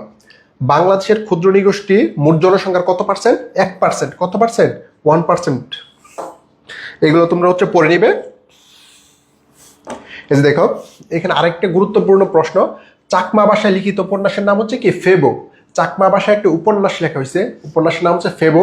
ভালো করে পড়বে এগুলো। আমি স্লাইডে যেই সব ইনফরমেশনগুলো দিচ্ছি, প্রত্যেকটা ইনফরমেশন ভালো করে পড়বা। উপজাতিদের জীবন প্রণালী নিয়ে লিখিত উপন্যাস নাম কি? কর্ণফুলী। উপজাতিদের জীবন প্রণালী নিয়ে লিখিত একটি উপন্যাস হচ্ছে কর্ণফুলী। এখন তোমাদেরকে বলি, এই উপন্যাসের নাম কর্ণফুলী কেন? তোমরা আশা করি সবাই বুঝতে পারতেছো যে কর্ণফুলী কি? বাংলাদেশের একমাত্র খরস্রোতা নদী। এই যে চট্টগ্রাম, পার্বত্য চট্টগ্রামের খরস্রোতা নদীর নাম কি? এই কর্ণফুলী। অবস্থান কোথায়? রাঙ্গামাটিতে। কোথায়? রাঙ্গামাটিতে। রাঙ্গামাটি। আর তোমরা সবাই জানো সবচেয়ে বেশি চাকমা বাস করে কোন জায়গাতে? রাঙ্গামাটি জেলায়। বাংলাদেশের সবচেয়ে বেশি চাকমা যদিও বাস করে পুরো পার্বত্য চট্টগ্রাম। পার্বত্য চট্টগ্রাম মানে কি? রাঙ্গামাটি, বান্দরবান আর হচ্ছে খাগড়াছড়ি, তিনটাকে কি বলা হয়? পার্বত্য চট্টগ্রাম। এইবার দেখো, এই তিনটা জেলা থেকে সবচেয়ে বেশি বাস করে কোন জেলায়? রাঙ্গামাটিতে। রাঙ্গামাটিতে হচ্ছে চাকমারা সবচেয়ে বেশি বাস করে। তোমরা সবাই হচ্ছে অবশ্যই আশা করি তোমরা কাপ্তাই হ্রদের নাম শুনেছ। কাপ্তাই হ্রদ। কাপ্তাই হ্রদ। এই যে দেখো, এই কাপ্তাই হ্রদ কিন্তু কি? বাংলাদেশের সবচেয়ে বৃহত্তম হ্রদ এবং একটি কৃত্রিম হ্রদ। কৃত্রিম হ্রদ মানে কি? যেটা হচ্ছে মানুষ আর্টিফিশিয়ালি তৈরি করে, যেটাকে প্রাকৃতিকভাবে তৈরি ছিল না, মানুষ তৈরি করেছে। সেই হ্রদটার নাম কি? কাপ্তাই হ্রদ। কারা তৈরি করেছিল? বাংলাদেশের ব্রিটিশ শাসনে ব্রিটিশরা তৈরি করেছিল কাপ্তাই হ্রদ। তো কাপ্তাই হ্রদ যখন তৈরি করবে, তারা কর্ণফুলী নদীর তীরে বাঁধ দিছে। বাঁধ দেওয়ার পরে ধর হচ্ছে এই যে এখান থেকে এই দিক দিয়ে হচ্ছে এই নদী আসতেছে, নদীর গতিপথ এই দিক দিয়া। তখন তারা কি করেছে? এই দিক দিয়ে হচ্ছে একটি কি বাঁধ দিছে, বাঁধ দিয়ে এই দিক দিয়ে লাইন নিয়ে আসছে। যখন এই দিক দিয়ে নিয়ে আসার কথা ছিল, এই যে এই অঞ্চলগুলোতে বাস করতো কারা? বাংলাদেশের হিউজ পরিমাণে একটা উপজাতি বাস করতো। চাকমারা, তারপর হচ্ছে এই বারমারা, এইসব অঞ্চলে বাস করতো। তখন এই হঠাৎ এই পানির স্রোতের কারণে বা ইয়ার কারণে তাদের সকল বাসস্থান সবগুলোকে পানিতে তলিয়ে যায়। যার কারণে এই কর্ণফুলী নদী নিয়ে একটি উপন্যাস লেখা হয়েছে, উপজাতিদের জীবন প্রণালী নিয়ে একটি উপন্যাস, নাম কি? কর্ণফুলী। এইবার বলো, যে উপজাতি মুসলমান তাদের নাম কি? পাঙ্গন। ঠিক আছে। ক্ষুদ্র নৃগোষ্ঠী সংগঠনের নাম, ক্ষুদ্র গোষ্ঠীদের একটি সংগঠন, নাম কি? শান্তি বাহিনী। শান্তি বাহিনী। এটা কে করেছেন? এটা হচ্ছে নারায়ণ লার্মা। নারায়ণ জ্যোতিরিন্দ্র বোধপ্রিয় লার্মা। জাস্ট লার্মা মনে রাখবে, এত কঠিন নাম মনে রাখার কোনো দরকার নাই। তোমরা জাস্ট জিকে মনে রাখার ক্ষেত্রে ছোট্ট ছোট্ট টেকনিক মনে রাখো, সেইগুলো দিয়ে মনে রাখবা। যে দুটি উপজাতি, এই যে দেখো এইখানে দেখো, গারো আর হচ্ছে খাসিয়া। গারো খাসিয়া দুইটি উপজাতির মধ্যে একটি মিল, কমন একটি মিল, সেটা হচ্ছে গারোদের পরিবারের প্রধান কি? মা। খাসিয়াদের পরিবারের প্রধানও কি? মা। মানে তাদেরকে বলা হয় হচ্ছে মাতৃতান্ত্রিক পরিবার। যেমন হচ্ছে আমাদের তোমাদের ম্যাক্সিমাম সবার পরিবারের প্রধানকে বাবা। বাবা যাই বলে তাই, বাবা হচ্ছে ইনকাম করে, বাবা হচ্ছে ফ্যামিলিকে গুছায়, সেম। কিন্তু গারো খাসিয়াদের ক্ষেত্রে সেটা একটু ভিন্ন, তাদের ক্ষেত্রে হচ্ছে সেটা মায়েরা করে। এইবার ক্ষুদ্র ক্ষুদ্র জাতিসত্তা নৃগোষ্ঠী সংস্কৃতির কথা বলা হয়েছে বাংলাদেশের সংবিধানের কততে? সংবিধানের 23 নঙে। সংবিধানের কততম অংশতে? 23তম অংশতে। বাংলাদেশের ক্ষুদ্র নৃগোষ্ঠীর সাংস্কৃতিক প্রতিষ্ঠান কয়টি? 7টি। তারপরে একটা জিনিস মনে রাখবা, বিরিশিরি। নাম কি? বিরিশিরি একটি সাংস্কৃতিক কেন্দ্র। সেটি কোথায়? সেটির অবস্থান হচ্ছে বাংলাদেশের নেত্রকোনাতে। ঠিক আছে। আরেকটা জিনিস এবার তোমাদেরকে বলি, এবার উপজাতি থেকে বেশি প্রশ্ন আসার সম্ভাবনা আছে। কারণ কি? ঢাকা বিশ্ববিদ্যালয়ে প্রতি বছর হচ্ছে 8টা 9টা 10টা প্রশ্ন সাধারণ জ্ঞানের, 8 9 10 সাম্প্রতিক থেকে প্রশ্ন করে। কোন জায়গা থেকে? সাম্প্রতিক অংশ থেকে। যার কারণে তোমাদেরকে এই যে যেমন হচ্ছে আমাদের রিসেন্টলি টাইমে চট্টগ্রামে যে হচ্ছে যে উত্তেজনা বিরাজমান করতেছে আমাদের পার্বত্য চট্টগ্রাম অঞ্চলে, এখন কিন্তু উপজাতি আর হচ্ছে সাধারণ আদিবাসী নিয়ে এইসব নিয়ে হচ্ছে দ্বন্দ্ব হচ্ছে। যার কারণে তোমাদেরকে কি এখন এই আদিবাসী উপজাতিদের দ্বন্দ্বটা কিসের জন্য, তাদের এখানে কোন কোন গ্রুপ কাজ করতেছে বা কি হচ্ছে, এগুলো কিন্তু আমাদেরকে জানা দরকার। কারণ কি? এগুলো হচ্ছে আমাদের রিসেন্ট বিষয়। সেখানে কেন হচ্ছে, কিসের জন্য বিষয় হচ্ছে, এইসব কিন্তু কি আমাদেরকে জানা দরকার। যার কারণে আমাদেরকে এইসব টপিকগুলো জানতে হবে এবং এইসব টপিক থেকে কিন্তু কি বেশিরভাগ প্রশ্ন এসে থাকে। তো তোমরা যদি একটু সময় পাও, তোমরা এগুলো নিয়ে আলোচনা করবে যে হচ্ছে এই পার্বত্য চট্টগ্রামের যে সহিংসতা অথবা হচ্ছে এই যে উত্তেজনা বিরাজমান করতেছে, 144 ধারা জারি হচ্ছে, সেখানে এগুলো হওয়ার পিছনে মূল কারণ কি, সেগুলো কিসের জন্য হচ্ছে, এইসব টপিকগুলো তোমাদেরকে জানতে হবে। কারণ সাম্প্রতিক বিষয়ে এইসব টপিক থেকে কি প্রতি বছর প্রশ্ন আসে। এইবার চলো আমরা উপজাতি পড়ার আগে, উপজাতিদের একটি সার্কেল রয়েছে। সার্কেল কেমন? যেমন হচ্ছে বৃহত্তর পর্যায়ে ধরো হচ্ছে বাংলাদেশের সবচেয়ে বেশি উপজাতি বাস করে কোথায়? পার্বত্য চট্টগ্রাম। কোন অঞ্চলে? পার্বত্য চট্টগ্রাম। তো পার্বত্য চট্টগ্রামে ধরো হচ্ছে আমরা এখানে এভাবে পার্বত্য চট্টগ্রামের অংশটা আঁকছি। এই যে ধরো হচ্ছে এটা বাংলাদেশের চট্টগ্রাম জেলা। ধরো এখানে 3টা সার্কেল রয়েছে, একটা সার্কেল, 2টা সার্কেল, 3টা সার্কেল। তো একটা সার্কেলের নাম কি? চাকমাদের একটা সার্কেল, নাম কি? চাকমা সার্কেল। ধরো প্রথম সার্কেলটার নাম হচ্ছে চাকমা, তারপর হচ্ছে কি মং সার্কেল, তারপর আরেকটা সার্কেল রয়েছে সেটার নাম কি? বুমাং। এই যে এখানে লেখা আছে এই যে প্রথম হচ্ছে কি, প্রথম চাকমা সার্কেল, মং সার্কেল আর হচ্ছে বুমাং সার্কেল, ঠিক আছে। প্রধানত পার্বত্য চট্টগ্রামের উত্তরাঞ্চলের রাঙ্গামাটি অঞ্চলে, যে এই চাকমা সার্কেল কোথায়, রাঙ্গামাটি অঞ্চলে।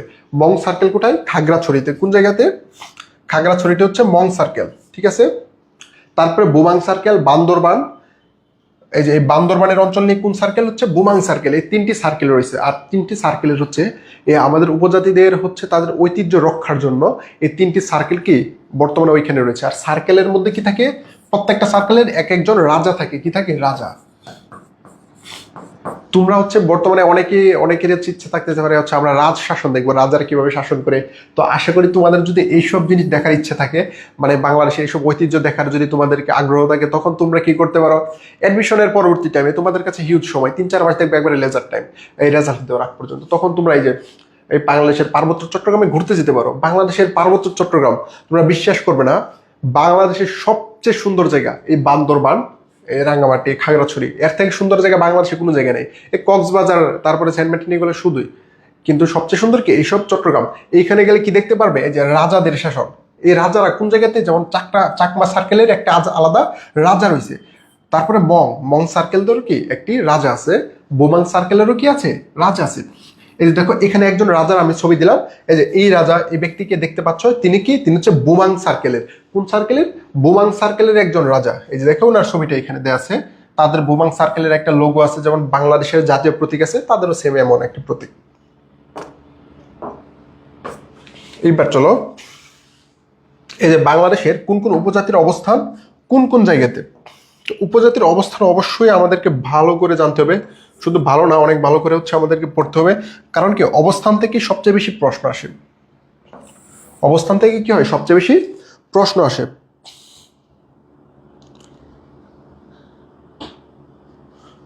আচ্ছা, তুমি একজন জিজ্ঞেস করেছে হচ্ছে ভাইয়া বুমাং কি কোনো উপজাতি? না, বুমাং কোনো উপজাতি না। মানে কয়েকটা উপজাতি মিলে একটা সংস্থা তৈরি করেছে, যার নাম দিয়েছে কি বুমাং, মানে বান্দরবান থেকে বুমাং উপজাতি, ঠিক আছে। এইটা বুমাং কোনো উপজাতি নয়। তো এখানে দেখো, আচ্ছা, তো আমরা তারপরে কি, এই যে এখানে দেখো, এখানে রয়েছে হচ্ছে অঞ্চল ভিত্তিক আদিবাসী আর হচ্ছে উপজাতি। অঞ্চল ভিত্তিক আদিবাসী উপজাতি আগে তোমাদেরকে এখানে দেখায়, তারপর হচ্ছে মানচিত্রের অবস্থান দেখবো। তোমরা আগে জাস্ট হচ্ছে এটা ভালো করে দেখে নাও যে বাংলাদেশের কোন উপজাতির অবস্থান কোন জায়গাতে। এই যে প্রথমে হচ্ছে ভৌগোলিক অঞ্চল। ভৌগোলিক অঞ্চল, বাংলাদেশের ভৌগোলিক অঞ্চলকে আমি কয়টা ভাগে ভাগ করেছিলাম, এই যে এইভাবে যখন ভাগ করেছি, যে নর্থ, সাউথ, ইস্ট আর হচ্ছে ওয়েস্ট, যখন ভাগ করেছিলাম, সবার প্রথম কি দক্ষিণ, এই যে ধরো এটা কি, এটা হচ্ছে উত্তর, এটা উত্তর, এটা পূর্ব। তাহলে এই অঞ্চলের নাম কি, উত্তর পূর্বাঞ্চল। কি পূর্বাঞ্চল, উত্তর পূর্বাঞ্চল, ঠিক আছে। সেম ভাবে এখানে হচ্ছে পূর্ব দক্ষিণ, দক্ষিণ পূর্বাঞ্চল, কি দক্ষিণ পূর্বাঞ্চল। এখানে হচ্ছে দক্ষিণ পশ্চিম, তো এটা কি নাম কি, দক্ষিণ পশ্চিমাঞ্চল। এটা কি পশ্চিম আর হচ্ছে উত্তর, মানে কি উত্তর পশ্চিমাঞ্চল বাংলাদেশ। এইভাবে 4টি অঞ্চল। তো 4টি অঞ্চলকে যদি এইভাবে আমরা ভাগ করি, বাংলাদেশের দক্ষিণ পূর্ব, দক্ষিণ পূর্ব কোথায় পড়েছে, বাংলাদেশের পার্বত্য চট্টগ্রাম, পার্বত্য চট্টগ্রাম। এই যে দেখো, সবার প্রথমে আমরা কোন স্লাইডটা পাইছি, দক্ষিণ পূর্বাঞ্চল। দক্ষিণ পূর্বাঞ্চলে কারা রয়েছে, পার্বত্য চট্টগ্রাম। তো এইবার দেখো এই জায়গাটাতে বাংলাদেশের মানচিত্রের কারা কারা বাস করে হচ্ছে চাকমা, মারমা, ত্রিপুরা, ম্রো, তংচঙ্গা, বম, তারপর হচ্ছে লুসাই, খুমি, খিয়াং, পাংখু আর হচ্ছে চাক। এই উপজাতিগুলো, প্রধানত এই উপজাতিগুলো হচ্ছে কোথায় বাস করে, এই যে আমাদের এই দক্ষিণ পূর্ব অঞ্চলে, ঠিক আছে। এই দক্ষিণ পূর্ব অঞ্চলে বাংলাদেশের কোন কোন জেলা, রাঙ্গামাটি, খাগড়াছড়ি, বান্দরবান। রাঙ্গামাটি, খাগড়াছড়ি, বান্দরবান, এই 3টাতে হচ্ছে এইসব উপজাতিরা হচ্ছে বাস করে। এই জিনিসগুলো হচ্ছে ভালো করে তোমরা ভালো করে মুখস্থ করে নিবে, ঠিক আছে। ভালো করে মুখস্থ বলতে হচ্ছে তোমরা মানচিত্রে বারে বারে দেখবে। আমি যে মানচিত্রটা দিছি, এই মানচিত্রে হচ্ছে তোমরা লিখবা, লিখার পরে আঁকবা। এখানে তো চাকমা বাস করে, মারমা বাস করে, মুরু বাস করে, মুরুং বাস করে, বম বাস করে, খোয়াং বাস করে, খিয়াং বাস করে। এইভাবে তোমরা মনে রাখবা মানচিত্র দেখে দেখে, তখন জিনিসটা অনেকক্ষণ মনে থাকবে। এইভাবে মুখস্থ করলে মনে থাকবে না। মানচিত্র দেখে দেখে যে বাংলাদেশের দক্ষিণ অঞ্চলে কারা কারা বাস করে আমি হচ্ছে লিখে দিই। লিখবে এখানে চাকমা, মারমা, তারপর হচ্ছে মুরু, খিয়াং, তারপর হচ্ছে বম, এইসব উপজাতিরা বাস করে এখানে। তারপরে দেখো উত্তর ও উত্তর পশ্চিমাঞ্চল। তো বাংলাদেশের কি, এই যে উত্তর আর উত্তর পশ্চিমাঞ্চল, মানে কি, এই যে রাজশাহী, রংপুর হচ্ছে উত্তর উত্তর পশ্চিমাঞ্চল। এইখানে কারা বাস করে, রাজশাহী, দিনাজপুর, বগুড়া, নওগাঁ, এই 4টা জেলাতে কারা কারা বাস করে, এই যে সাঁওতাল, উরাও, মুন্ডা, মাহালি, পাহাড়িয়া, শবর ও মাহাতো। এই সব উপজাতিরা কোন জায়গাতে বাস করে, বাংলাদেশের উত্তর পশ্চিম অঞ্চলে বাস করে। তারপর দেখো উত্তর পূর্বাঞ্চল, বাংলাদেশের উত্তর পূর্বাঞ্চলে যে এইসব উত্তর পূর্বাঞ্চল কোনটা, বাংলাদেশের এই পাশে উত্তর পূর্বাঞ্চল, এখানে কারা বাস করে, এখানে বাস করে হচ্ছে সিলেটের যেসব উপজাতি রয়েছে, যেমন কি সিলেটে রয়েছে হচ্ছে খাসিয়া, মণিপুরি, তারপরে হচ্ছে কি কোচ, ডালু, বর্মন, পাত্র, হদি, এরা। তারপরে দেখা যাচ্ছে উত্তর পশ্চিমাঞ্চলে, উত্তর পূর্বাঞ্চলে এইসব জায়গাতে একটু অঞ্চল রয়েছে, সেটা কি, সেটা হচ্ছে বৃহত্তর ময়মনসিংহ বিভাগের অঞ্চল, সেখানে কারা বাস করে, গারোরা বাস করে, হাজংরা বাস করে, ঠিক আছে। আর এই উত্তর পশ্চিমাঞ্চল, উত্তর পূর্বাঞ্চলে কোন কোন জায়গা পড়েছে, সিলেট বিভাগ পড়েছে, সিলেট জেলাও পড়েছে, মৌলভীবাজার পড়েছে, নেত্রকোনা, ময়মনসিংহ, টাঙ্গাইল, শেরপুর। তারপর দেখো বাকি রয়েছে কোনটা, বাকি রয়েছে লাস্ট এই যে একটা দক্ষিণ পূর্বাঞ্চল। কোন পূর্বাঞ্চল, দক্ষিণ পূর্বাঞ্চল। দক্ষিণ পূর্বাঞ্চলে কারা বাস করে, দক্ষিণ পূর্বাঞ্চলের অঞ্চল কোনগুলো, কক্সবাজার, পটুয়াখালী আর হচ্ছে বরগুনা, কক্সবাজার, পটুয়াখালী, বরগুনা। এই যে বলেছিলাম যে কারা বাস করে, রাখাইনরা বাস করে, রাখাইন, মারমা, মগ, তিনোটা একই উপজাতি, জাস্ট হচ্ছে স্থান ভেদে তাদের নাম হচ্ছে ভিন্ন। আর হচ্ছে বনপাহাড়ি। তো এইবার চলো আমরা মানচিত্র অবস্থানটা একটু দেখি, তো আমাদের কাছে আরো সহজ লাগবে জিনিসটা। এই যে দেখো, এই যে এইভাবে চারটা সার্কেল করে, এইভাবে হচ্ছে তোমরা কিভাবে পড়বা আমি এখন দেবো না, এখন এটা তোমাদের পড়তে হবে। এই যে এইখানে কি হবে, এখানে হচ্ছে উত্তর, এখানে হচ্ছে কি দক্ষিণ, এখানে হচ্ছে পূর্ব, এখানে হচ্ছে পশ্চিম। তো এটাকে উত্তর পূর্ব, উত্তর পূর্ব অঞ্চলে কারা কারা রয়েছে, উত্তর পূর্ব অঞ্চলে এই যে বাংলাদেশের সিলেট, সিলেটের চারটি বিভাগ কি কি, সিলেট, মৌলভীবাজার, সিলেট, মৌলভীবাজার, কি সিলেট, মৌলভীবাজার, সিলেট আর হচ্ছে কি মৌলভীবাজার। আচ্ছা আমি সংক্ষিপ্ত করে লিখি, এখানে কি রয়েছে, এখানে হচ্ছে তোমাদের হচ্ছে ময়মনসিংহ, ময়মনসিংহ বিভাগের ময়মনসিংহ জেলা, তারপর হচ্ছে টাঙ্গাইল জেলা, নেত্রকোনা জেলা আর হচ্ছে শেরপুর। এই চারটাতে কারা বাস করে, গারো, কারা, গারো আর হচ্ছে হাজং, তারা হচ্ছে বাস করে ময়মনসিংহতে। এই যে এইখানে একটা উপজাতি বাস করে সিলেটে, তাদের নাম কি, মণিপুরি, কি মণিপুরি, মণিপুরি। আচ্ছা ধরো মণিপুরি, এই মণিপুরিটা কোথায় বাস করে, এই যে সিলেট অঞ্চলে বাস করে, মণিপুরিরা হচ্ছে সিলেট অঞ্চলে বাস করে। তারপরে আর কি আছে, তাদের মণিপুরীদের ভাষার নাম কি, মৈতৈ, ঠিক আছে, মৈতৈ। সবগুলো হচ্ছে স্লাইডে দেওয়া আছে, তোমরা স্লাইড থেকে দেখতে পারবা। তারপরে দেখো মণিপুরীদের আরেকটি বিশেষ নামে ডাকা হয়, তাদের নাম কি, বিষ্ণুপ্রিয়া নামে ডাকা হয়, বিষ্ণুপ্রিয়া, বিষ্ণুপ্রিয়া নামেও কি ডাকা হয়, কাদেরকে, এই মণিপুরীদেরকে হচ্ছে বিষ্ণুপ্রিয়া নামে হচ্ছে ডাকা হয়। তারপরে এই যে এখানে দেখো বাংলাদেশের ফেনী, বাংলাদেশের কোন জেলা, ফেনী জেলার পাশে একটা উপজাতি বাস করে, ফেনী জেলার পাশে একটা উপজাতি বাস করে, তাদের নাম কি, তাদের নাম হচ্ছে ত্রিপুরা। তোমরা জানো এই যে ভারতের যে ত্রিপুরা রাজ্য, এই যে এখানে কিন্তু কি ভারতের ত্রিপুরা রাজ্য বাংলাদেশের বর্ডার শেষ হওয়ার পরে, এই যে ফেনী কুমিল্লার দিকে হচ্ছে ত্রিপুরা রাজ্য, যার কারণে ত্রিপুরা থেকে কিছু কিছু মানুষ বাংলাদেশের এরিয়াতে বাস করে, তাদের উপজাতির নাম কি, তাদের ত্রিপুরা, কি আছে, ত্রিপুরা। ত্রিপুরাদের ভাষার নাম হচ্ছে কি, ভাষার নাম হচ্ছে ককবক, ককবক, ককবক হচ্ছে কাদের ভাষা, ত্রিপুরাদের ভাষার নাম। এইবার চলো সবচেয়ে বেশি উপজাতি বাস করে পার্বত্য অঞ্চলে, কোন অঞ্চল, পার্বত্য অঞ্চল। কয়টা উপজাতি বাস করে, 11টি, কয়টি, 11টি উপজাতি বসবাস করে। তার মধ্যে এই চাকমা হচ্ছে সবচেয়ে বেশি, কারণ বাংলাদেশের বৃহত্তর উপজাতি কারা, চাকমা। সবচেয়ে বেশি চাকমা বাস করে কোন অঞ্চলে, রাঙ্গামাটি, রাঙ্গামাটিতে, রাঙ্গামাটি জেলাতে সবচেয়ে বেশি চাকমারা বসবাস করে। তারপর দেখো এখানে কোন কোন উপজাতি রয়েছে, তোমরা জাস্ট মানচিত্র দেখে দেখে পড়বা। এই যে এখানে লিখে দিচ্ছি আমি, এই যে তংচঙ্গা আছে, চাকমা আছে, তারপর হচ্ছে বম, পাংখুয়া, তারপর হচ্ছে কি চাটগায়া, চাটগায়া, খিয়াং, মিজো, খুমি, মৃ, এইসব উপজাতিরা হচ্ছে পার্বত্য চট্টগ্রামে বাস করে। এইবার দেখো এই যে উত্তর, এই যে সরি আমার লাইনটা আরেকটু এদিকে আসবে, এদিকে আসবে, এই যে দেখো এইসব অঞ্চলে, এটা কি, এটা হচ্ছে তোমার দক্ষিণ পশ্চিম, দক্ষিণ পশ্চিমের কিছু অঞ্চলে এখানে কারা বাস করে, রাখাইনরা, কারা, রাখাইন, রাখাইন। আর হচ্ছে আরেকটা উপজাতি রয়েছে, নাম কি, বনপাহাড়ি। বনপাহাড়ি মানে কি, যে বাংলাদেশের যে সাতক্ষীরা, এখানে কি সুন্দরবন না, বাংলাদেশের সুন্দরবন কিন্তু এদিকে, সুন্দরবনে একদল উপজাতি বাস করে, তাদের নাম হচ্ছে বনপাহাড়ি, কারণ কি সুন্দরবনে বাস করে তারা। এইখানে দেখো এই যে এই অঞ্চলগুলাতে বাংলাদেশের চাঁপাইনবাবগঞ্জ এবং হচ্ছে রাজশাহীর কিছু এসব অঞ্চলে বাস করে কারা, সাঁওতাল, কারা বাস করে, সাঁওতাল, সাঁওতালরা হচ্ছে বাস করে।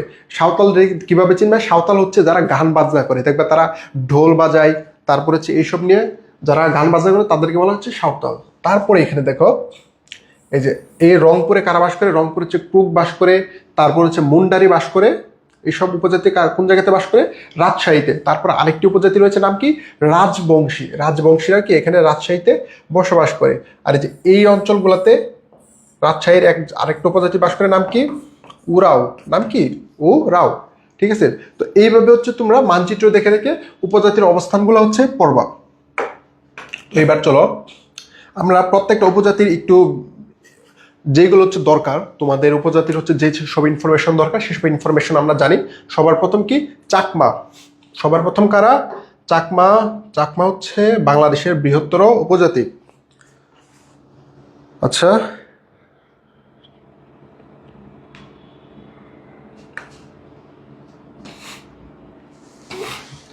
আচ্ছা দেখো, এই যে চাকমা, চাকমাদের অবস্থান কোথায়? অবস্থান পড়বা, তাদের ধর্ম পড়বা, প্রধান উৎসব পড়বা। এই যে বিজু, বিজু কি চাকমাদের প্রধান উৎসব। আর কঠিন চিবরদান, কঠিন চিবরদান জিনিসটাকে যে এইখানে ছবিতে দেখো, এই যে একটা চাদরের মতো একটা জিনিস দেয়, কারা দেয়? এই যে বৌদ্ধ যারা আছে, বৌদ্ধ হচ্ছে যাদেরকে হচ্ছে বলা হয় কি মঙ্ক, কি বলা হয়? মঙ্ক অথবা বুদ্ধিস্ট। এই মঙ্করা হচ্ছে সাধারণ মানুষদেরকে কি এমন একটা চাদর উপহার দেয়, যে ওই যে বুদ্ধারা যারা যেসব চাদরগুলো পরে সেটাকে কি বলে? কঠিন চিবরদান অনুষ্ঠান। কাদের? চাকমাদের। জনসংখ্যা পড়বা, তারপর হচ্ছে সর্বাধিক লোক সংখ্যা বেশি। ঠিক আছে, এইসব তথ্যগুলো পড়তে হবে এখান থেকে। মারমা থেকেও সেম। মারমা থেকে কি? মারমা শব্দটি এসেছে কি? বর্মি বা বার্মার লোক থেকে। অবস্থান পড়বা, উৎসব পড়বা, ধর্ম পড়বা, তারপরে যে দ্বিতীয় বৃহত্তম এই উপজাতি এইটা পড়বা, এই অবস্থানগুলো পড়বা মারমা থেকে। ঠিক আছে, এই দেখো মারমাদের প্রধান উৎসব কি? এই যে জল কেলে, দুই পাশে দেখো দুইটা নৌকাতে হচ্ছে পানি দিয়ে তারা একে অপরের উপর পানি দিচ্ছে, এটা কি? মারমাদের প্রধান উৎসব। এইবার গারো, এই যে গারোদের কি পড়বা? অবস্থান পড়বা, অবস্থান পড়বা। ঠিক আছে, অবস্থান পড়বা, ধর্ম পড়বা, ভাষা পড়বা, উৎসব পড়বা। এই চারটা জিনিস কোন জায়গা থেকে পড়বা? গারো থেকে পড়বা, এই গারোদের এখান থেকে। এর বাইরে কিন্তু প্রশ্ন আসে না, এর বাইরের এই বিস্তারিত পড়া তোমাদেরকে কোনো দরকার নেই। সাঁওতালদের ক্ষেত্রে সেম, অবস্থান, তারপর হচ্ছে ধর্ম, প্রধান উৎসব বা হচ্ছে ভাষা। আর যদি কোনো দেবতা থাকে, যেমন হচ্ছে সিংবুমা, কাদের? সাঁওতালদের দেবতা। ঠিক আছে, দেবতা থেকে যদিও বেশি প্রশ্ন আসে না, তোমরা জাস্ট হচ্ছে এই যে এই টপিকগুলো, উপরের টপিকগুলো অবস্থান, ধর্ম, ভাষা, এইগুলো হচ্ছে ভালো করে পড়বা। খাসিয়ার ক্ষেত্রে সেম, এই টপিকগুলো হচ্ছে ভালো করে পড়বা। এই যে ভাষা পরিবার মুনখুমের শাখার অন্তর্ভুক্ত। এই যে খাসিয়া, খাসিয়া কারা? খাসিয়া হচ্ছে সিলেটে এই যে মাতৃতান্ত্রিক একটি উপজাতি। অবস্থান কোথায়? অবস্থান হচ্ছে বৃহত্তর সিলেটের জয়ন্তিয়া পাহাড়। কোন পাহাড়ে? জয়ন্তিয়া পাহাড়ের কোন উপজাতিদের অবস্থান? খাসিয়াদের অবস্থান। তারা যেহেতু খ্রিস্টান, তো তাদের উৎসব কি হবে? বড়দিন অথবা স্টার সানডে। তারপরে পরিবার কাঠামো হচ্ছে মাতৃতান্ত্রিক তান্ত্রিক। ত্রিপুরা সেম, এই যে অবস্থান, অবস্থান, ধর্ম, ভাষা, প্রধান উৎসব, এগুলো তোমরা পড়ে নিবা বাসাতে। রাখাইনদেরও সেম, অবস্থান, ধর্ম, ভাষা, প্রধান উৎসব, এই সবগুলো হচ্ছে পড়বা। একটাও কিন্তু বাদ রাখা যাবে না। প্রত্যেকটা উপজাতি, এই যে পাঙ্গনদের অবস্থান, ধর্ম, প্রধান উৎসব। প্রধান উৎসব কি পাঙ্গনদের? ঈদ উল ফিতর ও ঈদ উল আজহা, যেহেতু তারা হচ্ছে মুসলমান। মণিপুরের অবস্থান কোথায়? সিলেট, মৌলভীবাজার আর হচ্ছে হবিগঞ্জ। মানে সিলেটের 3টি জেলাতে, একটি জেলা বাদ গেছে সিলেটের, জাস্ট সুনামগঞ্জ। সুনামগঞ্জ বাদে বাকি সব জেলাতেই মণিপুরীরা বাস করে। মণিপুরীদের কি বলা হয়? বিষ্ণুপ্রিয়া। এই যে দেখো তাদের ধর্মের নাম যেহেতু বৈষ্ণব, বৈষ্ণব হচ্ছে বিষ্ণু মণিপুরীদের ধর্ম, তার কারণে তাদের ধর্ম কি বলা হয়? বিষ্ণুপ্রিয়া। প্রধান উৎসব হচ্ছে রাস উৎসব। কি? রাস উৎসব তাদের প্রধান উৎসবের নাম। আর তারপর হচ্ছে কি আর কারা আছে? হাজং আর হচ্ছে রাজবংশী। এই যে হাজং, রাজবংশী সেম, সবগুলো টপিক এখান থেকে তোমরা পড়ে নিবা।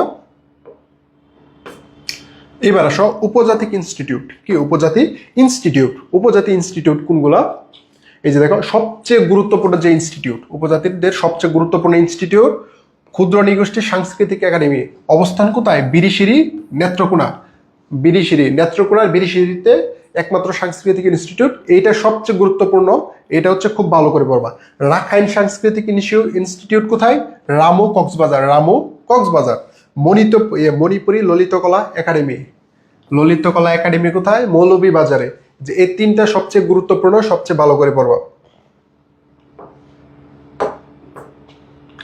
তারপর দেখো আমাদের কিন্তু উপজাতিদের কিছু বিদ্রোহ রয়েছে, যেমন হচ্ছে কি সাঁওতাল বিদ্রোহ।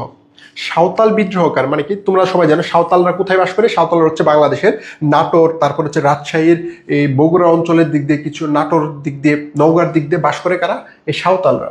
তো সাঁওতাল বিদ্রোহ, সাঁওতালরা হচ্ছে তোমরা সবাই জানো 1897 সাল, কত সাল? 1897 সালে ব্রিটিশ লর্ড কর্নওয়ালিসের আমলে, ব্রিটিশ যে সময় শাসন চলতেছিল তখন এই আমলে হচ্ছে কি একটি আইন জারি করে, মানে কি সেই আইনটার নাম কি?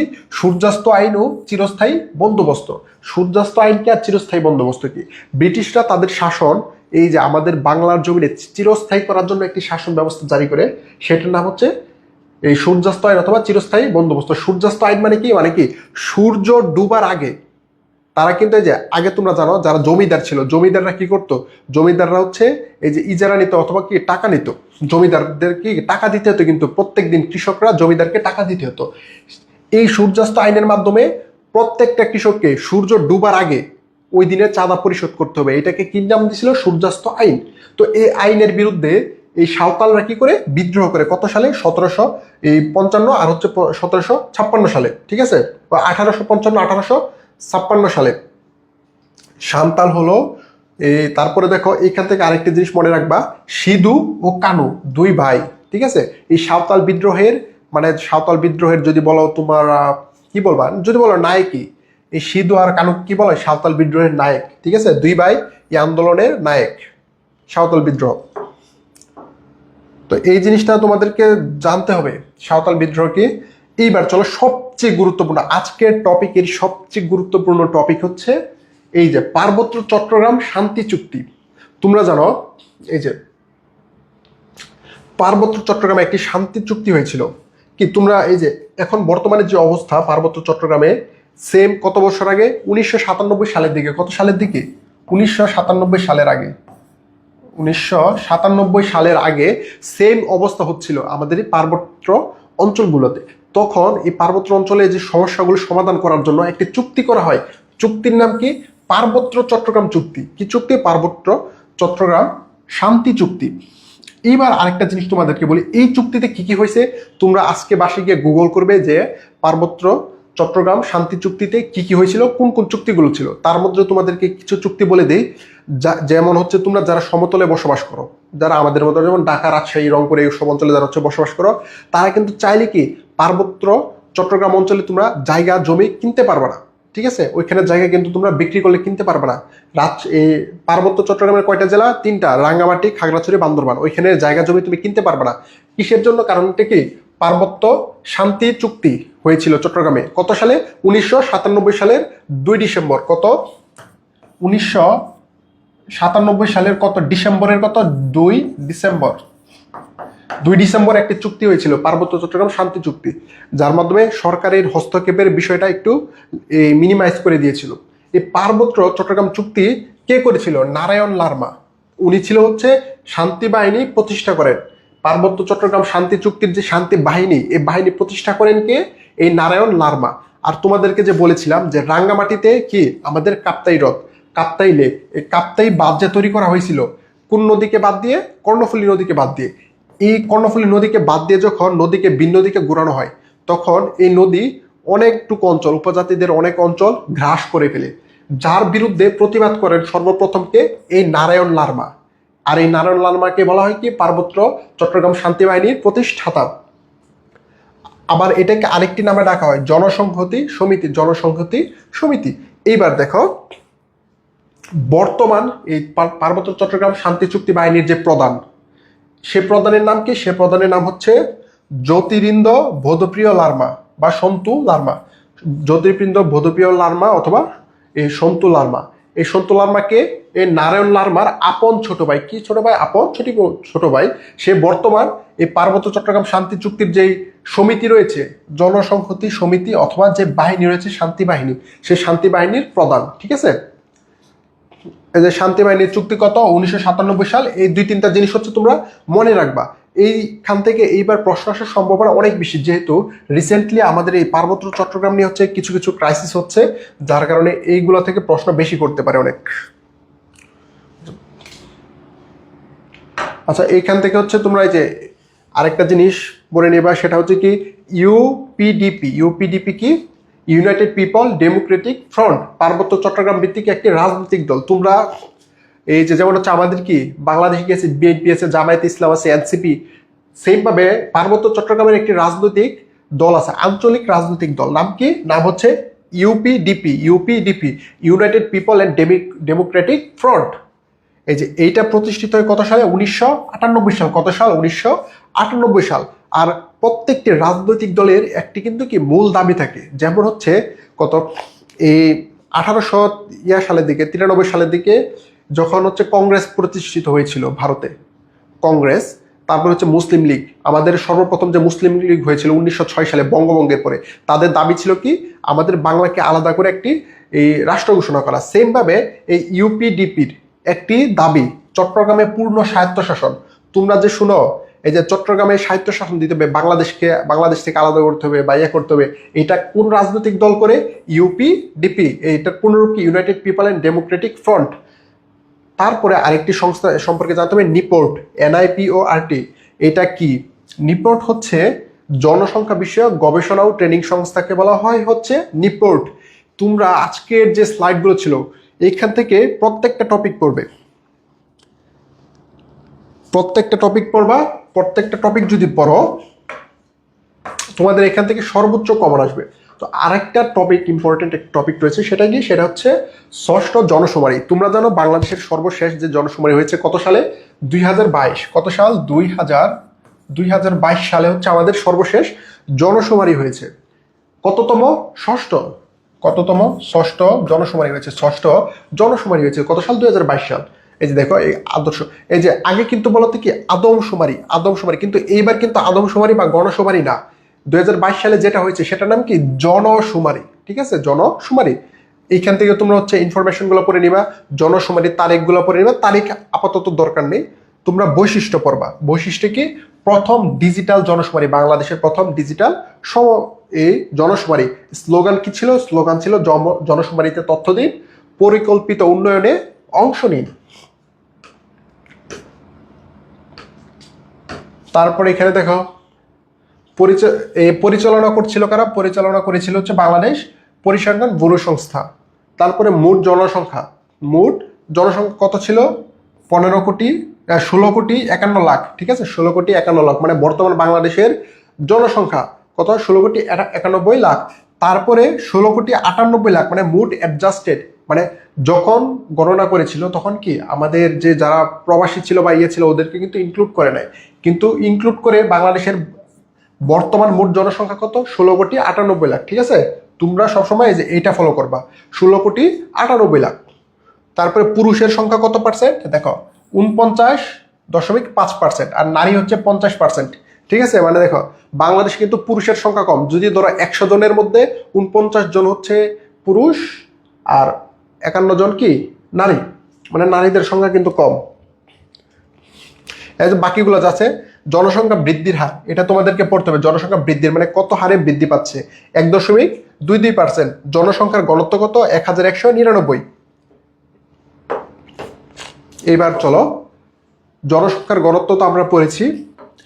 তারপরে এই যে সাক্ষরতার হার, মানে কত পার্সেন্ট মানুষ শিক্ষিত? বাংলাদেশের 16,98,00,000 মানুষ থেকে 76.66% মানুষ হচ্ছে শিক্ষিত। ইন্টারনেট ব্যবহার করে মোট জনসংখ্যার কত পার্সেন্ট? 30.68%। বাংলাদেশে মুসলিম কত পার্সেন্ট? 91। হিন্দু 7.95%। ভারতবর্ষে সর্বপ্রথম 1872 সাল, কত সাল? 1872 সালে আমাদের ভারতবর্ষ, মানে বর্তমান বাংলাদেশ, পাকিস্তান আর ভারত, এই তিনটা দেশে সর্বপ্রথম কত সালে জনশুমারি হয়েছিল? 1872 সাল। কে করেছিল? লর্ড মেয়র আমলে। বাংলাদেশে প্রথম জনশুমারি হয় কত সাল?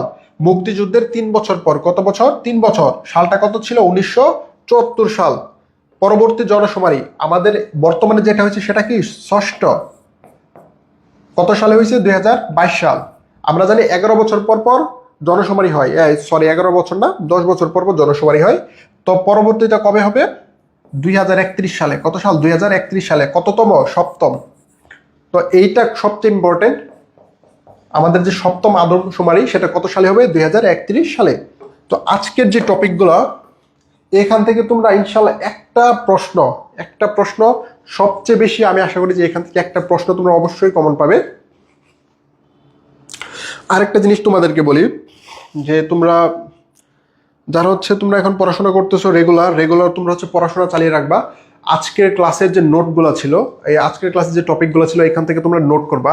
তোমাদেরকে যেভাবে হচ্ছে বলেছি মানচিত্র থেকে দেখে দেখে উপজাতির অবস্থানগুলো পড়বে, উপজাতির ধর্ম, তারপর হচ্ছে তাদের প্রধান উৎসবগুলো হচ্ছে তোমাদেরকে পড়তে হবে, জনশুমারি থেকে ভালো করে পড়বে। সাঁওতাল বিদ্রোহ, এইসব বিদ্রোহগুলো হচ্ছে কি ভালো করে পড়তে হবে। পার্বত্য চট্টগ্রাম চুক্তি কি, পার্বত্য চট্টগ্রাম চুক্তিতে কি কি হয়েছিল, কারা ছিল, এইসব টপিকগুলো তোমাদেরকে পড়তে হবে। কারণ এগুলো কি বর্তমানে আমাদের রিসেন্ট বিষয়, পাশাপাশি হচ্ছে আমাদের বাংলাদেশ বিষয়বলী, দুইটা জিনিসই কিন্তু কি এই টপিকটা পড়ে গেছে, যার জন্য এই টপিকের গুরুত্ব বর্তমানে অন্যান্য টপিক থেকে অনেক বেশি। তো আশা করি আজকের মতো এখনই থাকবে। আর হচ্ছে তোমরা যারা হচ্ছে রয়েছে আমাদের টেলিগ্রাম গ্রুপে তোমরা হচ্ছে যুক্ত হয়ে যাবে। তোমরা যারা টেলিগ্রামে হচ্ছে লগ ইন করতে পারতেছো না, টেলিগ্রামে লগ ইন করতে পারতেছো না, তাদেরকে বলবো তোমরা হচ্ছে প্রথম হচ্ছে প্লে স্টোর থেকে একটা টেলিগ্রাম অ্যাপ ডাউনলোড করে নিবে। ডাউনলোড করার পর তোমরা ওইখানে লগ ইন করবে। আগে হচ্ছে তোমরা অ্যাকাউন্ট ক্রিয়েট করবে টেলিগ্রামের, তারপর হচ্ছে আমরা দেখবে আমাদের হোয়াটসঅ্যাপ, আর হচ্ছে আমাদের হোয়াটসঅ্যাপ যেটা থেকে তোমরা হচ্ছে ক্লাস নোট নাও, হোয়াটসঅ্যাপের ক্লাস নোট গ্রুপে হচ্ছে আমরা লিঙ্ক দেওয়া আছে আমাদের, আবার আমাদের এই গ্রুপেও কিন্তু লিঙ্ক দেওয়া আছে। দুইখান থেকে হচ্ছে তোমরা যে কোনো জায়গা থেকে চাইলে তোমরা ঢুকতে পারো। টেলিগ্রাম গ্রুপে ঢুকবা, ওইখানে দেখবো হচ্ছে আমাদের লেকচার শিটের সকল লেকচার শিটের পিডিএফ, বাংলা ইংরেজি জিকে সকলগুলোর কি পিডিএফ ওই গ্রুপে হচ্ছে দেওয়া আছে। পাশাপাশি আরেকটা গ্রুপ আছে, সেটা কি এক্সাম গ্রুপ। কি গ্রুপ? Exam group. এক্সাম গ্রুপে কি হবে যে তোমরা দেখবা এক্সাম গ্রুপ নামে আরেকটা গ্রুপ আছে, সবগুলোর লিঙ্ক আমি হোয়াটসঅ্যাপে দিয়ে দিছি। Exam centre,